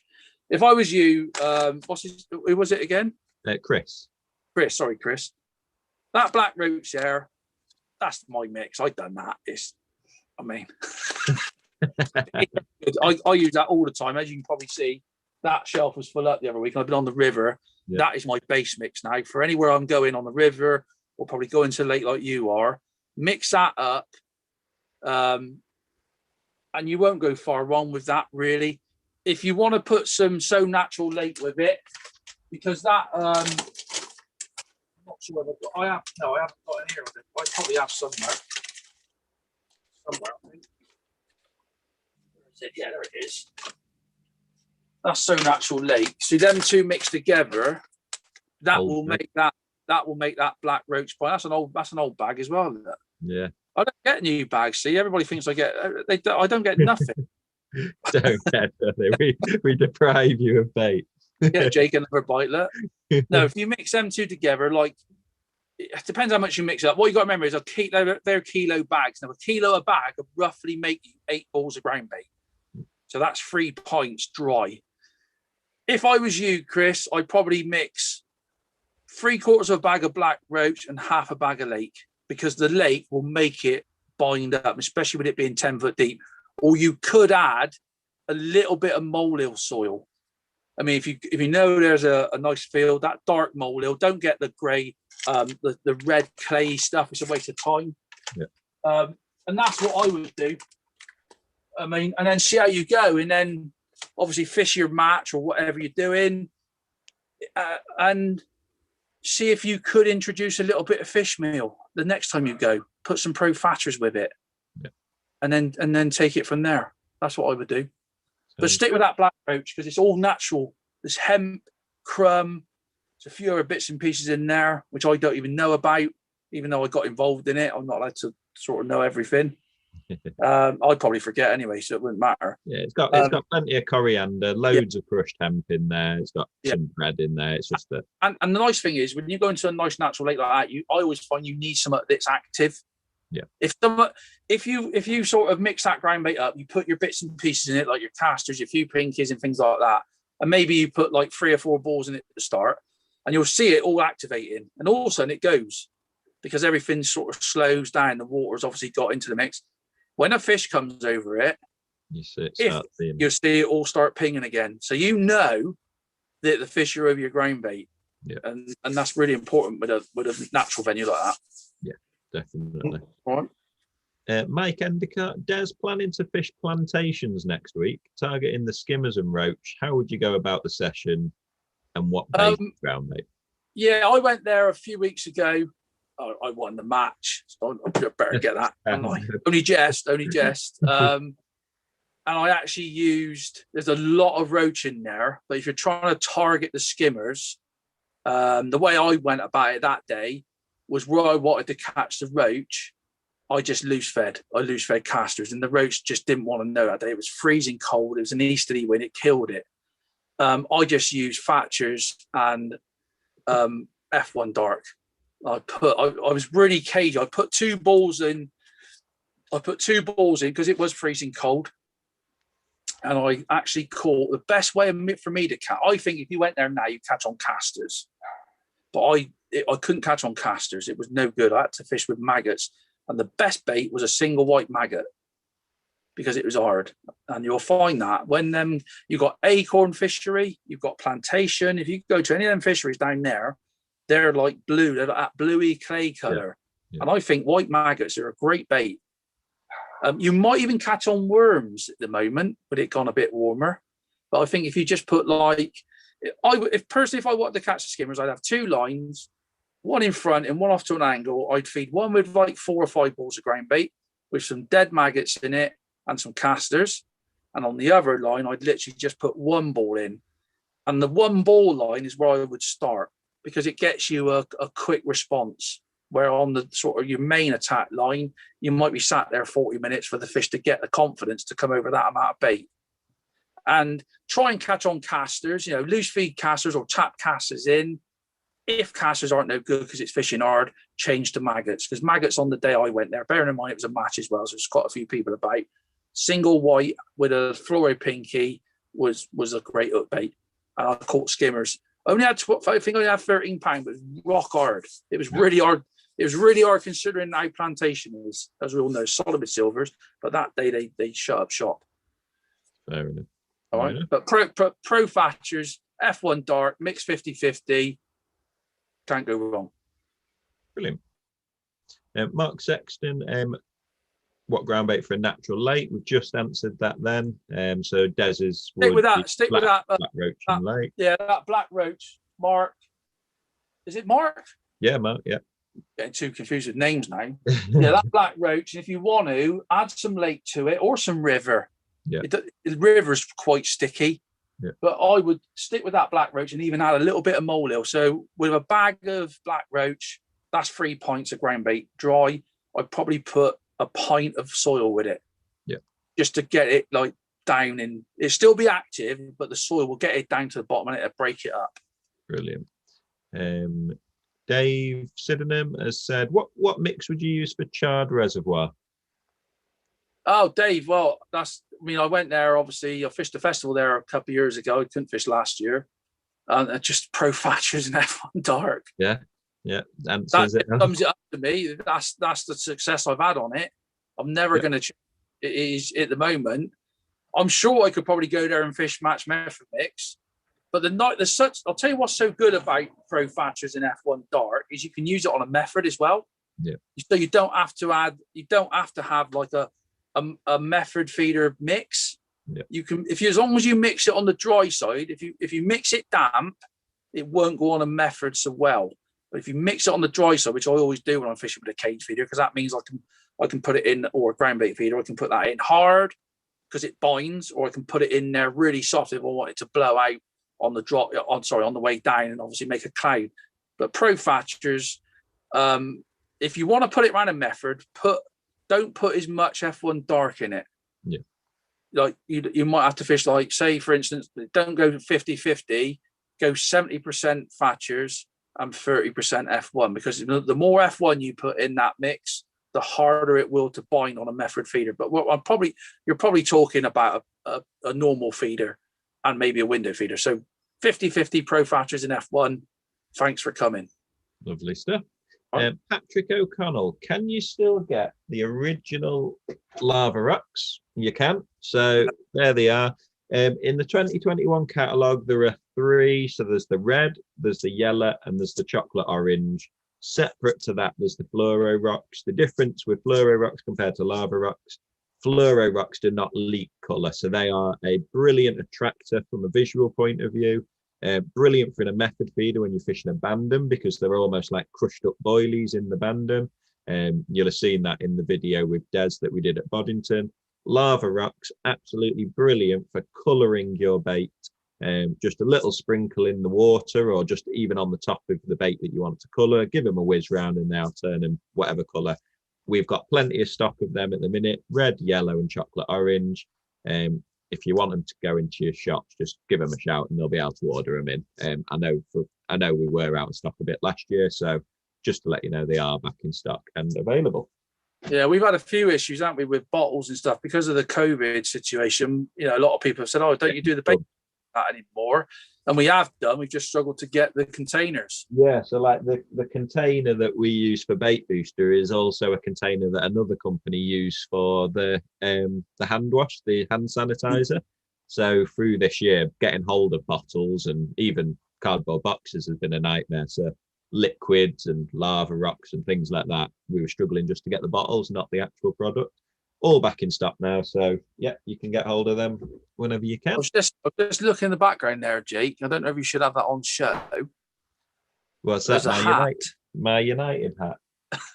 It usually gets. Oh, is it? I thought it was a Sonu hat. It's a United hat. Is it not a Sonu? No. Oh no, that was it. I thought it said F on the bottom. No, I have got a Sonu hat somewhere. You mean our new Sonu hat? Yeah, I thought it was that one. Oh, yeah. There he is. There. I don't mind showing that. There's our new Sonu hat that'll be available as of next week. I ain't got one. I don't deserve one.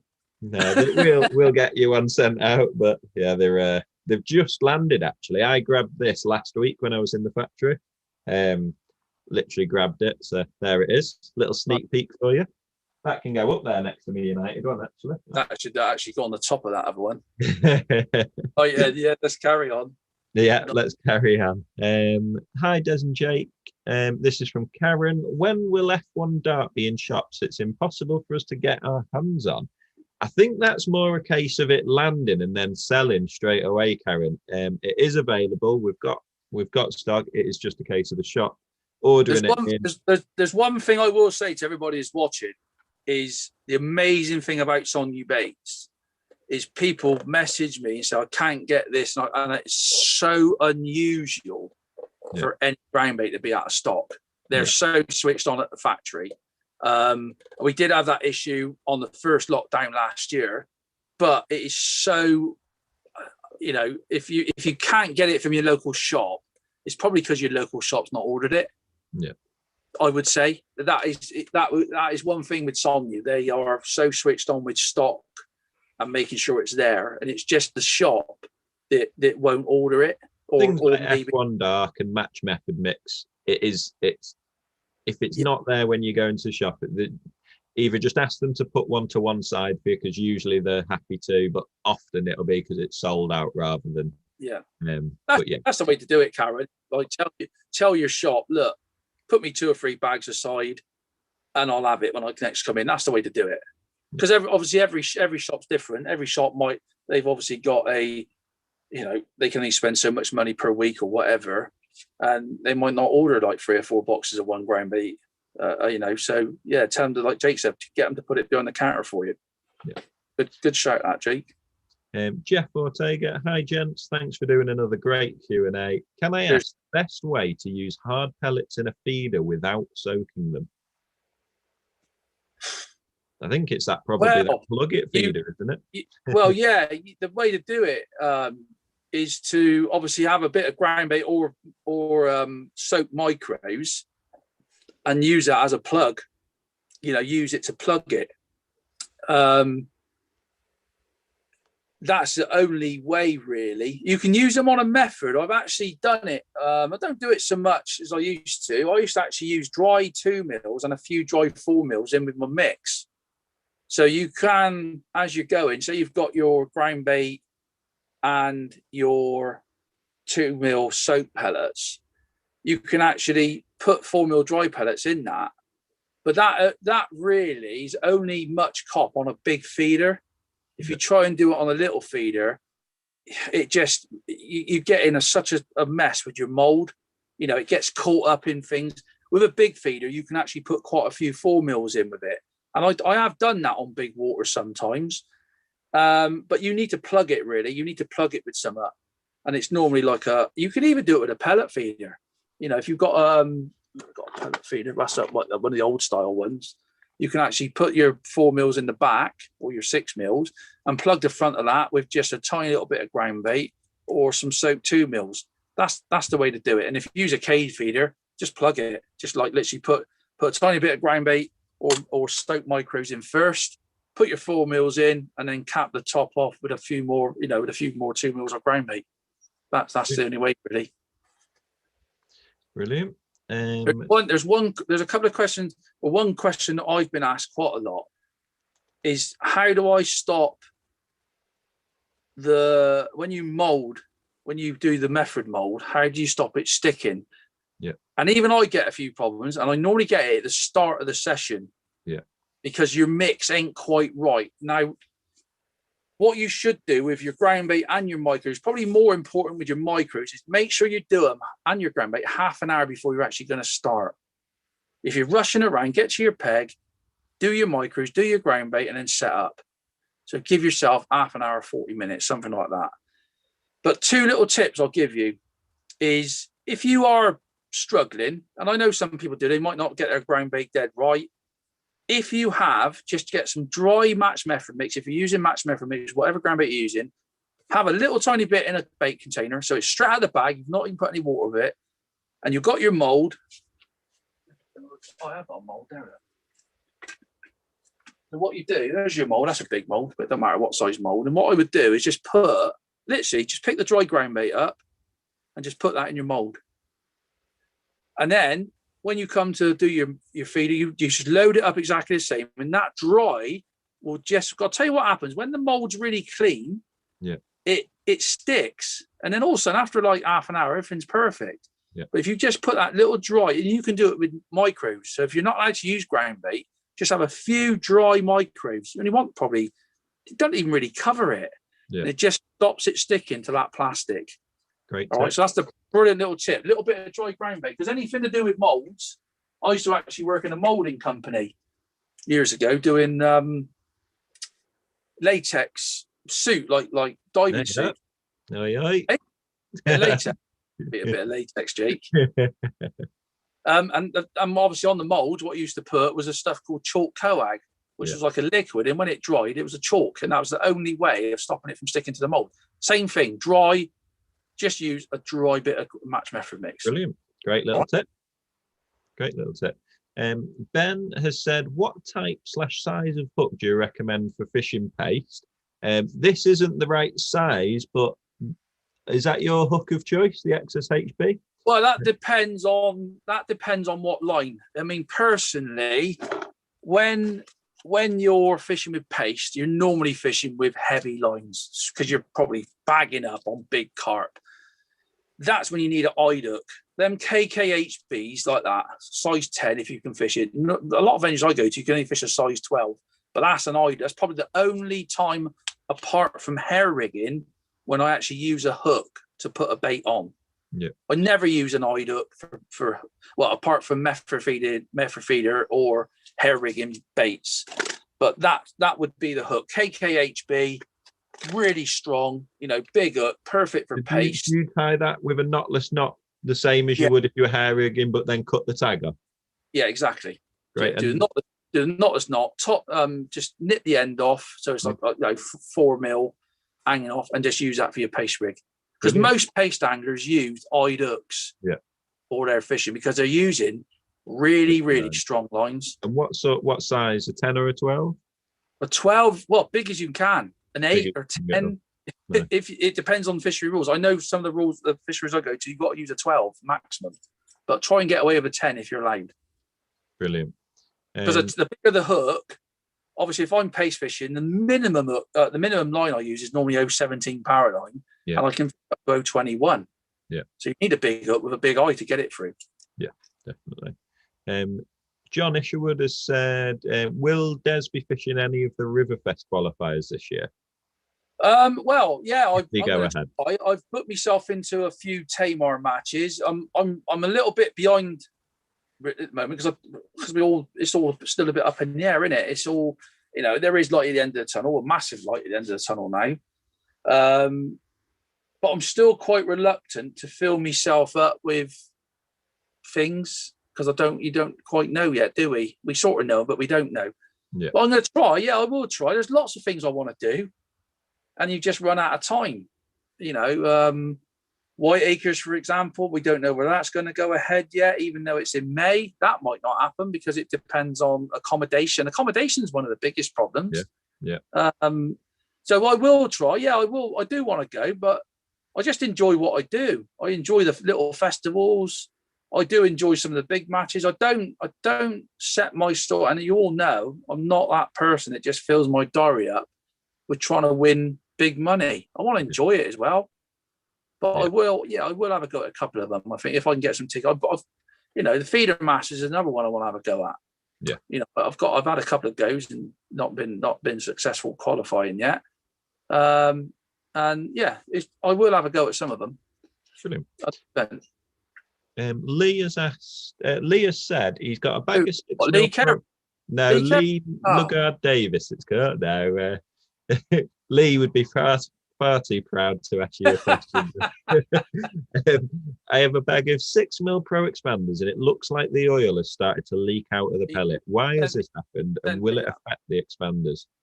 No, because at the end of the day, Lee, those pellets, like all the Pro feed and Pro expanders, go through a process at the Sonubaits factory.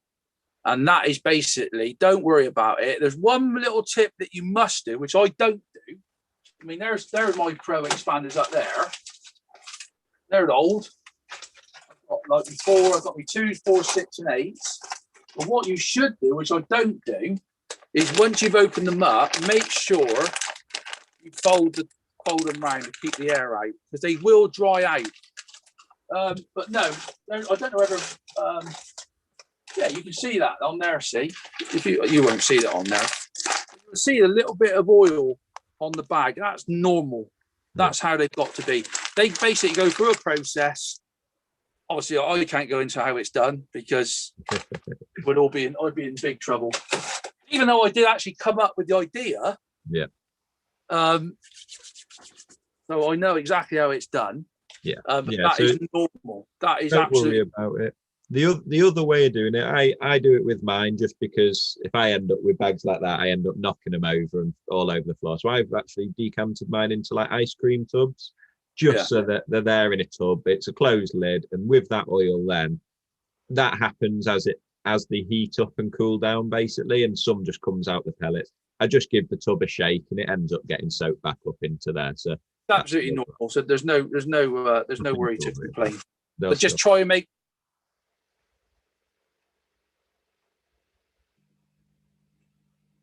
Oh, are you there, Des? We've lost you.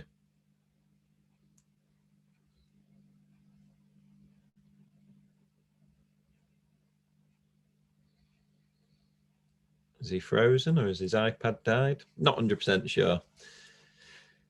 Daniel Draper, what's the best bait for barbel? I'll try and hold the fort while Des comes back. I'm not sure where he's gone. Best bait for barbel, it all depends. If you can get away with natural baits on the venues that you fish in, maggots, casters, they are brilliant baits. If there's a lot of small fish like roach or dace or anything like that, you can't beat a pellet.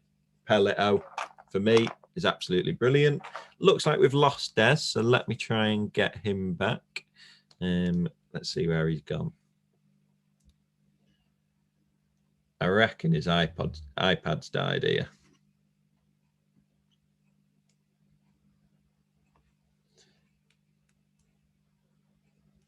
We've lost you. He's just tried calling me, so we'll just try and get him back. What's happened? All right, it's just join on that link again. You'll come back.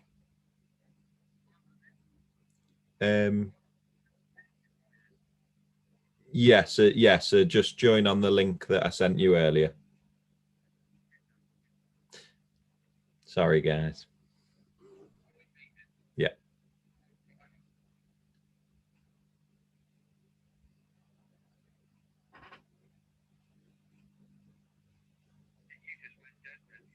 Yeah, it all froze. I'm still live. Yeah.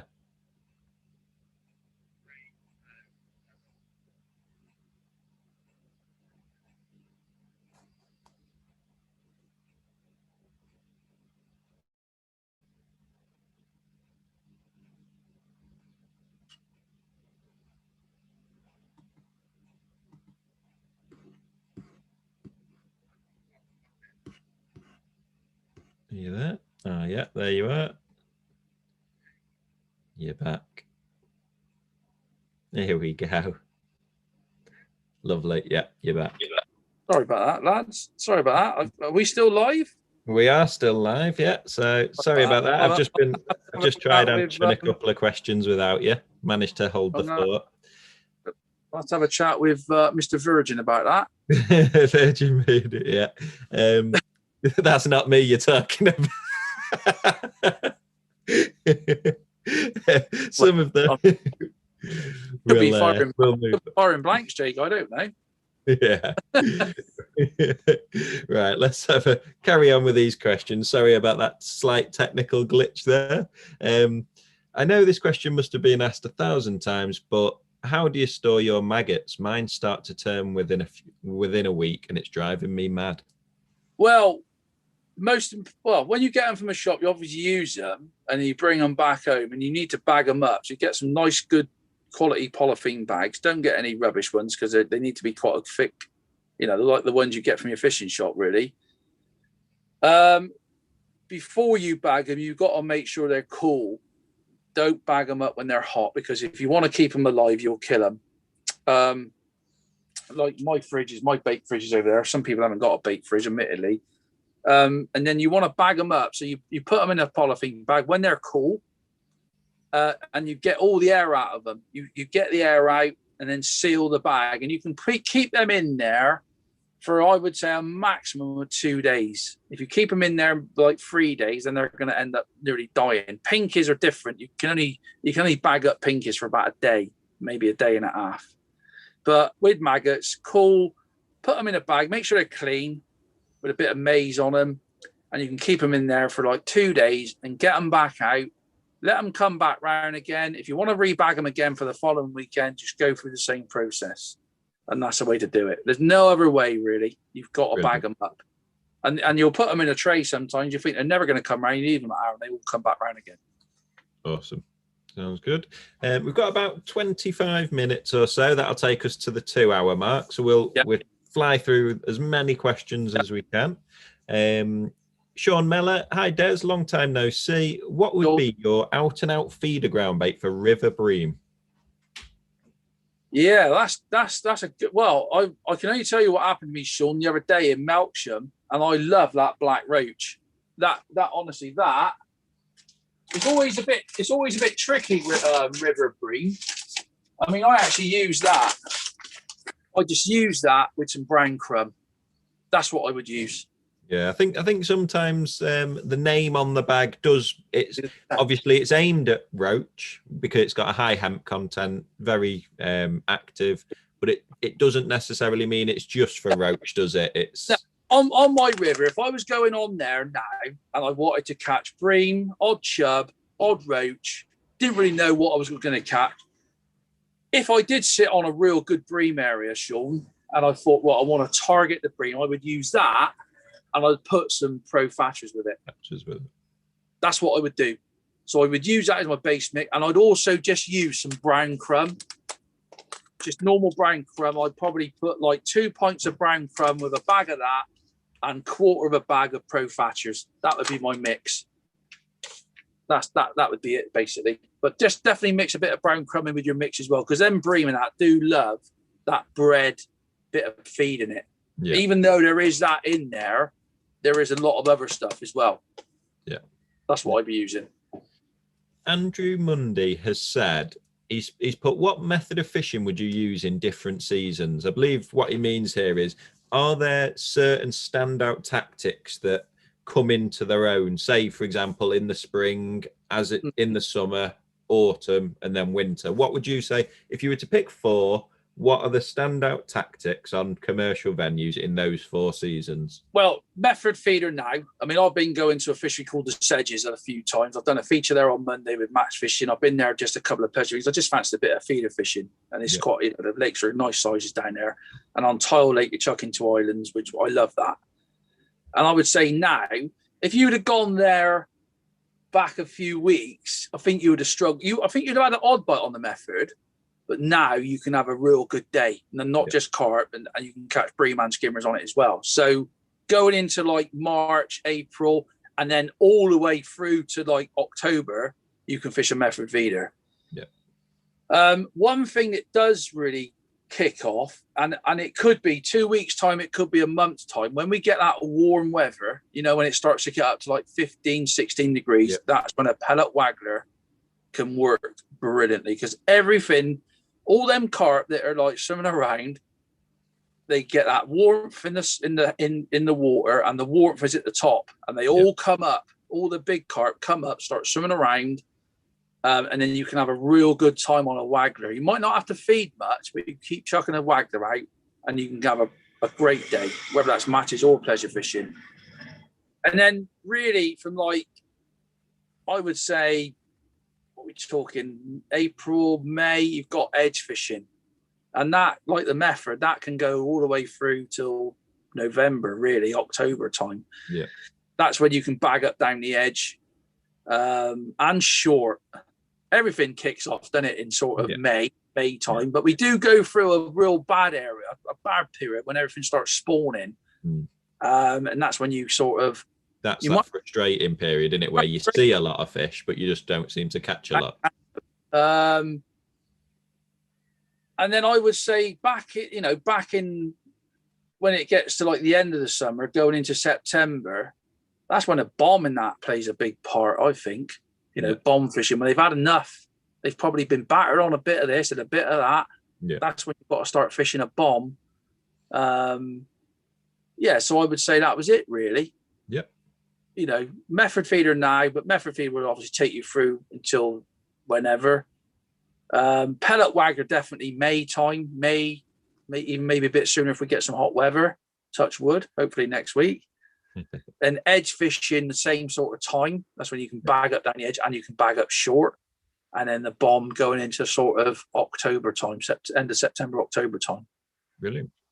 All right. And the one you catch on not a lot of people do it, but when you start catching on the bomb, that's when you can fish a waggler as well on the bottom, because that's great to catch. You know, not many people do it anymore. I do it quite a bit because it's like we do it quite a bit down this area on some of the lakes. Yeah, even with hard pellets and corn, and that's great fishing. Brilliant. Ian Billington, do you fish a hair rig when pole fishing often? Yes. Yeah. Obviously, when I'm fishing for F1 shallow, F1's on the bottom with hard pellets. A lot of it's shallow. So I'm air rigging casters, air rigging maggots. Normally casters. Not a keen person on air rigging. I just prefer to hook a maggot. Depends if you're getting bitted out, because air rigging's great if you're getting bitted out. The bits don't seem to get him. They don't seem to catch as many small fish for some reason. They just don't have it. Obviously air rigging on the bottom with pellets. I don't air rig on the bottom with any other baits really. I know people do. I'm not. I'd like to hook them sort of soft pellets and soft meat and corn and worms. But I know a lot of people use air rigs as well. It's not my sort of thing. But what I also do, if I go to some venues, I go when there's hot down in Cornwall, for instance, in the festivals, I like hooking the band as well. You know, I'll have a rig like maybe like a 4x14 F1 maggot where I'm trying to catch everything like carp F1s, and I just hook a micro band, a mini band, like that. One of them, just have that, one of them. What Jake's got, and I just literally put the hook through the band and then the pellet on the band on small hooks like 16s and 18s, and that for me just works deadly. And I don't have to mess around then. If I want to put a soft pellet on, if I want to put a piece of corn on or a bit of worm, I don't have to pick another rig up. I've got a cat here, I reckon. Yeah, and that's it. But I do, air rigging's a big thing nowadays. A big thing. Yeah. Anthony Hunt noticed in a recent magazine feature that Andy Power was using sweets as hook baits. Any idea how he was using them? Yeah, so he was using drumstick squashies and he was punching them. And he was using them like a bandum. That is because at the venue he was doing it at Viaduct, you're not allowed to use like bandums through those months. So it was a bit of a way around that, wasn't it? I believe. Is it as like a bit of a? I've never seen it. Oh, it's a bit like an alternative. You're not allowed to use bread or something like that. So you're not allowed to use bandums. Well, basically, what happens at Viaduct is I'm not sure what time of year it is. I think it's around about November time when the winter leagues start. He bans pellets for matches, and that means you're not allowed to fish with bandums or boilies. So you have to use bread, luncheon meat, sweet corn. You know, you're not allowed to use plastic baits. You're not allowed to use foam or anything like that. And then obviously when he opens that rule back up, which is about February, about now probably.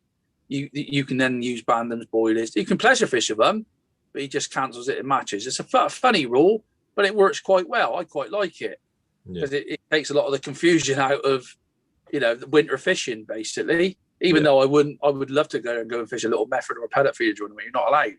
Yeah. Because pellets aren't allowed, and you're not allowed to use a method anyway in matches. And that's probably why Andy's probably just sat around thinking about trying to sort of. I think it's just in the same way that you'd spike bread and you'd have that on a hair rig. He's doing it with, so he's got the option there of a white or a pink, and he's just punching it out. And that's the only thing it would be is trying to trying to bend. It's not bending the rules. You're not breaking the rules, but you're getting a similar colour in. Instead of I just colour a meat. I use them hazes, and I colour the meat. I can colour that with, yellow, red, any of that. I've done a little video on it with Jake that day, and colouring meat is awesome. Then I just punch meat out. That's the way I get around it. Use what's it called? Bacon grill meat, because it's tougher. Yeah. And stick that on there, and it takes seconds. And it turns your meat whatever colour you want, whichever haze you put on it. Yeah, lovely stuff. Johnny's Road. Can non-sponsored anglers get tickets to fish the Doligare Sonubaits Festival this year? If yes, where do we buy the tickets? So it's got nothing to do with sponsored anglers. Yeah, so usually there's a Instagram page and a Facebook page, which is it's called something like Fishing in Wales. One of John Harvey's mates runs it, and all the information is generally on there. So if you search I think his name's, I can't remember his second name, Mark someone. Yeah. So he will post all the information on there. Follow that Instagram page or the Facebook page, and all the information. It's nothing to do with sponsored anglers. I think that generally, because sponsored anglers are involved, they maybe just pass the information on to their mates quite quickly, but it always goes straight onto that Fishing in Wales page. So just have a look at that. Mark, who runs it, does a good job. So got absolutely nothing to do with any sponsored anglers whatsoever. That's just the people that want to fish it. Yeah. Hi chaps, it's from Darren Barnes. Hi chaps, does using a shot leader on the end of braid not defeat the object? The object in any way of zero stretch and bite detection regarding using braid. So does the shot leader essentially allow some? Yeah, it does. It does. And I mean, for me personally, is it Darren? Was it? Yeah, Darren. That was good. I fucking remember that. Darren. Yeah, basically for me, it was the first time. Obviously, I know a lot of anglers, and they say, "Oh, have you ever, I cast off a braid?" I'm like, "Ooh, don't ever like that." Just don't feel right on your finger when you're casting. To believe you me, Darren, I used 012 absolute braid, which is fine. That I don't go down to 010. I just find 012's dead right. I mean, you're just going to get less hassle with it. And I actually cast off a braid, and I loved it. I didn't even realise I was doing it. Yeah, I just carried on using it. But I totally get what you're saying. Obviously, when you're shot leader, you've got a little bit. Well, you've got a lot of leeway with a big shot leader, haven't you? You've got this 8 or 10 pound line. If you're casting a headwind, you want to get out at distance. The shot leader is going to, it's basically in here, isn't it? You can cast hard. You're not going to break off. And yeah, you are right. There might be. I mean, my shot leaders, I normally do double the length of the rod. Yeah, that's how I work. Some people do so that when you're playing a fish under your feet, it's that shot leader that you're playing the fish on rather than the braid. Is down the reel as you're netting the fish. Yeah. Yeah, you are right. There is a little bit of leeway, but some people like that. They want that when they're playing the fish. I just think over the years, Darren, for me personally, it depends on what venue you go to. I remember years ago, I'd be fishing like size 20 hooks, fishing for bream and skimmers. That's sort of gone. Gone now, isn't it? They go the other way, a big hook. Yeah, when I went to Tamar, I fished a size 12. I mean, the fishing is exceptional, but it's really good. And probably the smallest hook I would ever put on now for feeder fishing would be an 18. And that would have to be pretty damn crap fishing, really, or if it was really tough. And I think the braids just come into it because everybody just fishes a little bit more aggressively now. Bigger hooks, thicker hook lengths. The days of like winkle picker rods and, fishing like 010 and 08. I can't remember the last time I've put an 010 hook length on a feeder rig, apart from Stafford Moor, when I actually fished 010 on the method, trying to catch these potsy little crassio. And it made a difference on that. But yeah, I totally get what you're saying. There is a little bit of stretch there, but you just imagine if you're fishing 50 meters with mono and you've only got 45 meters, you've got 45 meters of braid and 5 meters of line. It's a big difference between, having 45 meters of braid out there. Yeah. Good stuff. Right. Quick fire, Des, because 10 minutes or so left. We will do these last few questions. Nash fishing. Would you consider going down the edge in the winter? 100%. I mean, a lot of my edge fishing during the winter really is probably where we're in a corner.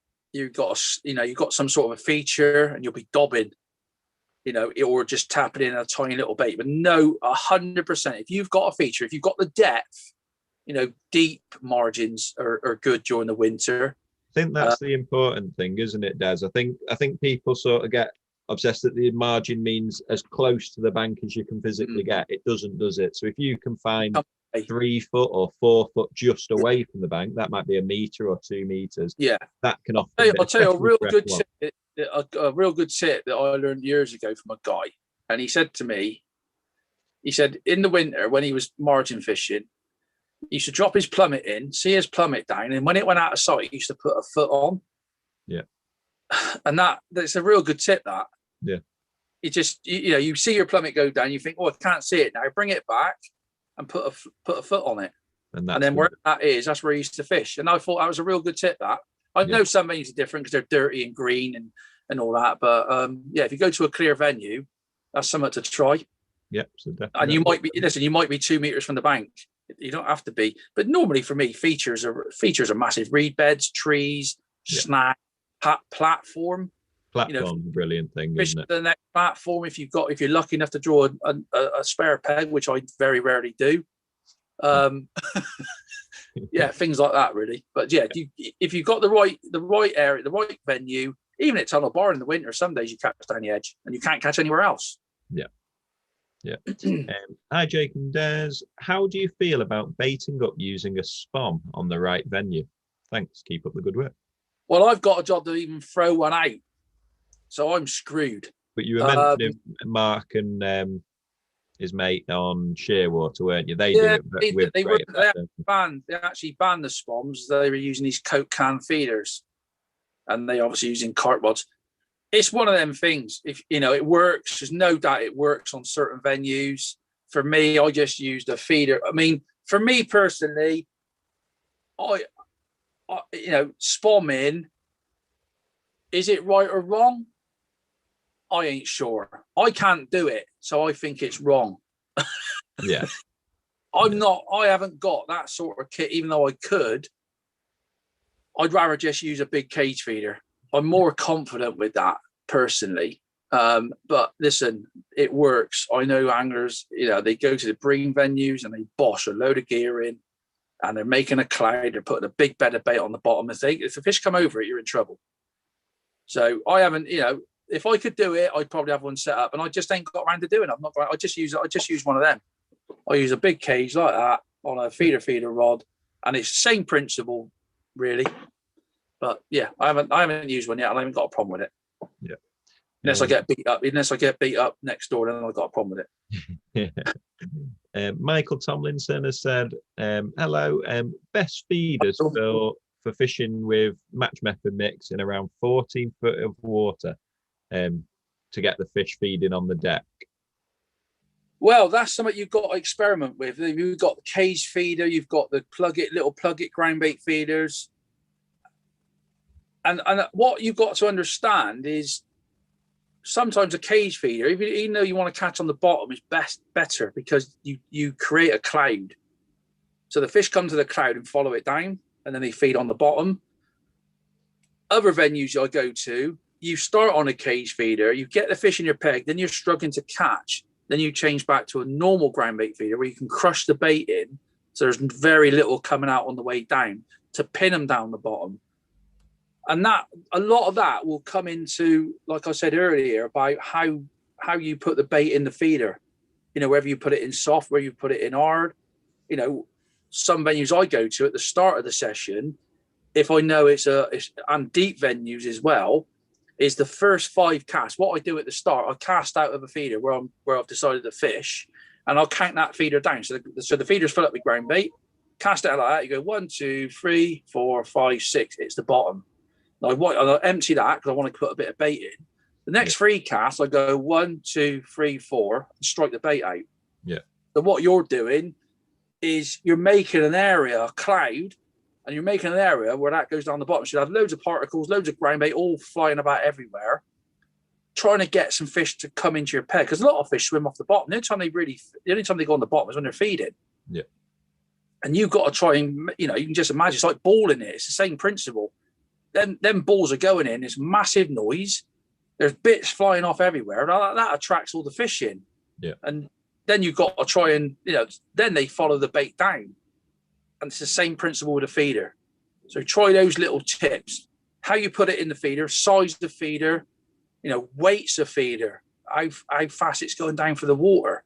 Sometimes I'll fish with like a 20 gram feeder, and that works really well because it's just going down that little bit slower, sort of 2 foot tail, and you can catch the skimmers just as it settles and things like that. There's lots more 2 feeder fishing some days than what you think. Lovely stuff. Steve Dargan, I was fishing yesterday, and when hooking F1s, the hook was pulling. I was using 7 Jura, 4-pound mainline, and an 18 hook. Any help why I was potentially losing the fish? Thanks. Well, foul looking maybe, but you'd have to be on probably quite a lot of fish at the moment with it being so cold. I'll take the biggest. What's the name of it again? What's the name, Jake? Stephen. Right, Steve. Yeah. I'll tell you the biggest thing I've seen in coaching, when I do coaching, is how people strike. They strike to the side. You will not believe how many people, when I've seen them fish, I'm like, you've got to stop that. You've got, I don't give them a clout around the ear or anything. I said, you've got to strike up. And they were like, well, I am. I said, well, you're not. You're striking to the side. And you need to strike directly up. You might already do that, Steve. I don't know. But practice that. It's like whack. A lot of people go like to the side like that a little bit. And that is useless, honestly. It is useless for hooking fish correctly. I'm not sure why they just don't work. I know it's different when you're fishing down to a snag and you're trying to get some pressure on the fish, but that is one thing that I've seen a lot. It's so difficult because I don't quite know what's going on. It's a difficult one to answer, but striking is definitely one of them. Your elastic sounds sound. Yeah. That's what I thought when the setup sounds. Yeah, so for me, if it's consistently losing fish, it sounds like it's maybe not hooking the fish in the mouth. Yeah. For me, it would always be shallowing up a little bit and trying just to push across into moving up 6 inches and pushing further across into slightly shallower water. I don't know what hook baits you're fishing with, but if you are fishing with maggots, make sure you're hooking the maggots correctly. Yeah. I see a lot of people hook maggots really deeply and wrong, and that is a no-no. You really need to, if you watch anybody hook a maggot in the videos and that, it's always literally just a little tiny skin. If you struggle to do that, hook them the other way around. Hook them the point end, because you've got a lot more leeway. I don't like hooking them like that. It's probably because since I was a kid, I was always told to put them on the blunt end. Yeah. But if you aren't a great at hooking a maggot, try it the other way around. I'm not sure what bait you're fishing with. But it might just be your striking, or like Jake said, if there is foul looking, just it's hard to take because I just don't. It's hard to it's hard to comment because we just don't know what the situation is really. Yeah. Sorry about that. But two more questions then, Des. The first one, Stephen Armstrong's asked where we can buy these hoodies from. Firstly, your tackle shops can get them in stock, so they can order them in for you. Just ask them to do that, and they can do that. Also, they will be appearing on our website. I keep saying this. I'm blaming the IT guy, but they should be going on our website, so you can buy them from there very soon. That's going to cause some arguments. Yeah. Last two, Phil Faversham. Phil. What's your favourite way to hook worms when fishing for skimmers, in the end or through the saddle or other? No, waste of time hooking them through the saddle, mate. Hook them. What I do is get a worm out, whichever size worm you decide, because that's important. Obviously, what size worms you're using. And I just get them by the head, bit like the blunt or the head end of a maggot, if you like, the sharp end of a maggot. And I normally squeeze them, and then actually you might have some worms here. He's gonna massacre worms whilst on live. I've told him we've got a deadline, so he's decided that he's gonna take even longer to find his worms. I've got me worm. Nothing better, is there, doing it right? So what I do, I get the worm like that. That's obviously a dendra, and that's his head. That's the red head, and I hook it probably like 2 mil down in there. Bit this way, Des. Right there. Yeah. Right there. So I hook it there through the head, like 2 or 3 mil in, and then I'll nip that off then with my fingernails. Obviously, if you've got fingernails, if you're going to struggle, you might have to use a pair of scissors, and then I'll nip that off wherever I want to. So that's wherever I'm fishing. The only thing I do when I'm fishing for perch, I normally nip the tail off. That poor old worm's at it. So I nip the tail off like that. You can see it. It's a bit wiggly. So I nip the tail off. Yeah. And I just thread the hook up through that cut off bit when I'm fishing for perch. But when I'm fishing for roach and skimmers on the pole feeder, I just hook them through the head. Lovely stuff. And make sure they hang straight. Make sure they don't hang on like a T shape, because you'd end up double hooking the worm and stuff.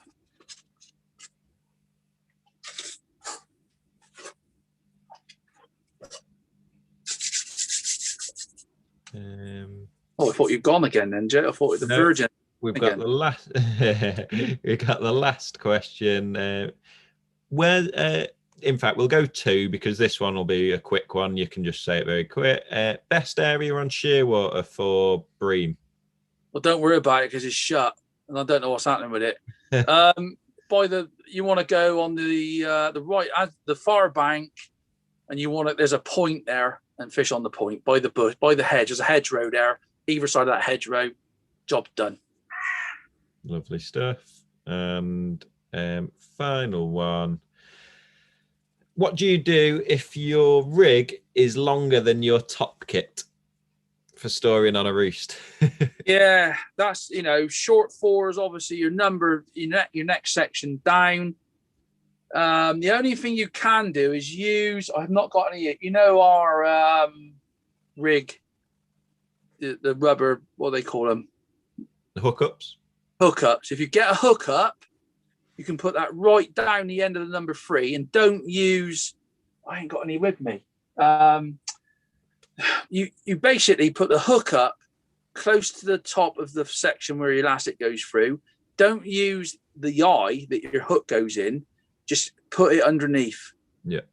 So that stops the hook from coming out. There will be a bit of slap line, but it's a great way of doing it if you've not got any spare sections. Brilliant. All right, so don't use the hookup, but don't use the little hole that you should put your hook in when your line's tight. Just nip it underneath of the rubber, and that'll keep your hook in there, and you can put it on your kit safe, and it stop it from tangling. Freddie Brammer. What is Freddie Brammer said? This is the very last question. What is the ultimate pole on the market?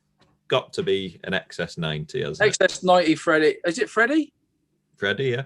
Freddie, yeah. XS90, mate. I've had mine for 2 years. I've abused it. I've wrecked it. I've chucked it through edges. And to be honest, I think I've snapped 2 sections from my own, standing on it, smashing it, accidentally hitting it with my feet, getting over my box. So to me, the XS90, for what it is, for how fast responsive it is. It's just a really nice pole to fish with, isn't it? That I feel like I can use it and not worry about it. Like I can just use it. People say to me, how the hell do you just go fishing wherever you go, Des, using that pole? And I'm like, well, I do look after it. I don't abuse it. I try not to abuse it. It's hard some days because you're obviously going through hedges and you're bagging up and all that. And it's never let me down. So yeah, for me, it's the XS90. Yeah, Response XS90. It's a brilliant pole. Yeah. Right, guys. Sorry to cut it a little bit short. I suppose I think I've got through as many questions as I possibly can. I think you've done absolutely brilliant there, to be honest. Yeah. So if there were any that we've missed, I do apologise. By all means, send them to me on Instagram to the Sonu page, and I can ask Des and get a written response for you. But we will be back very soon anyway. I'll be on next Friday.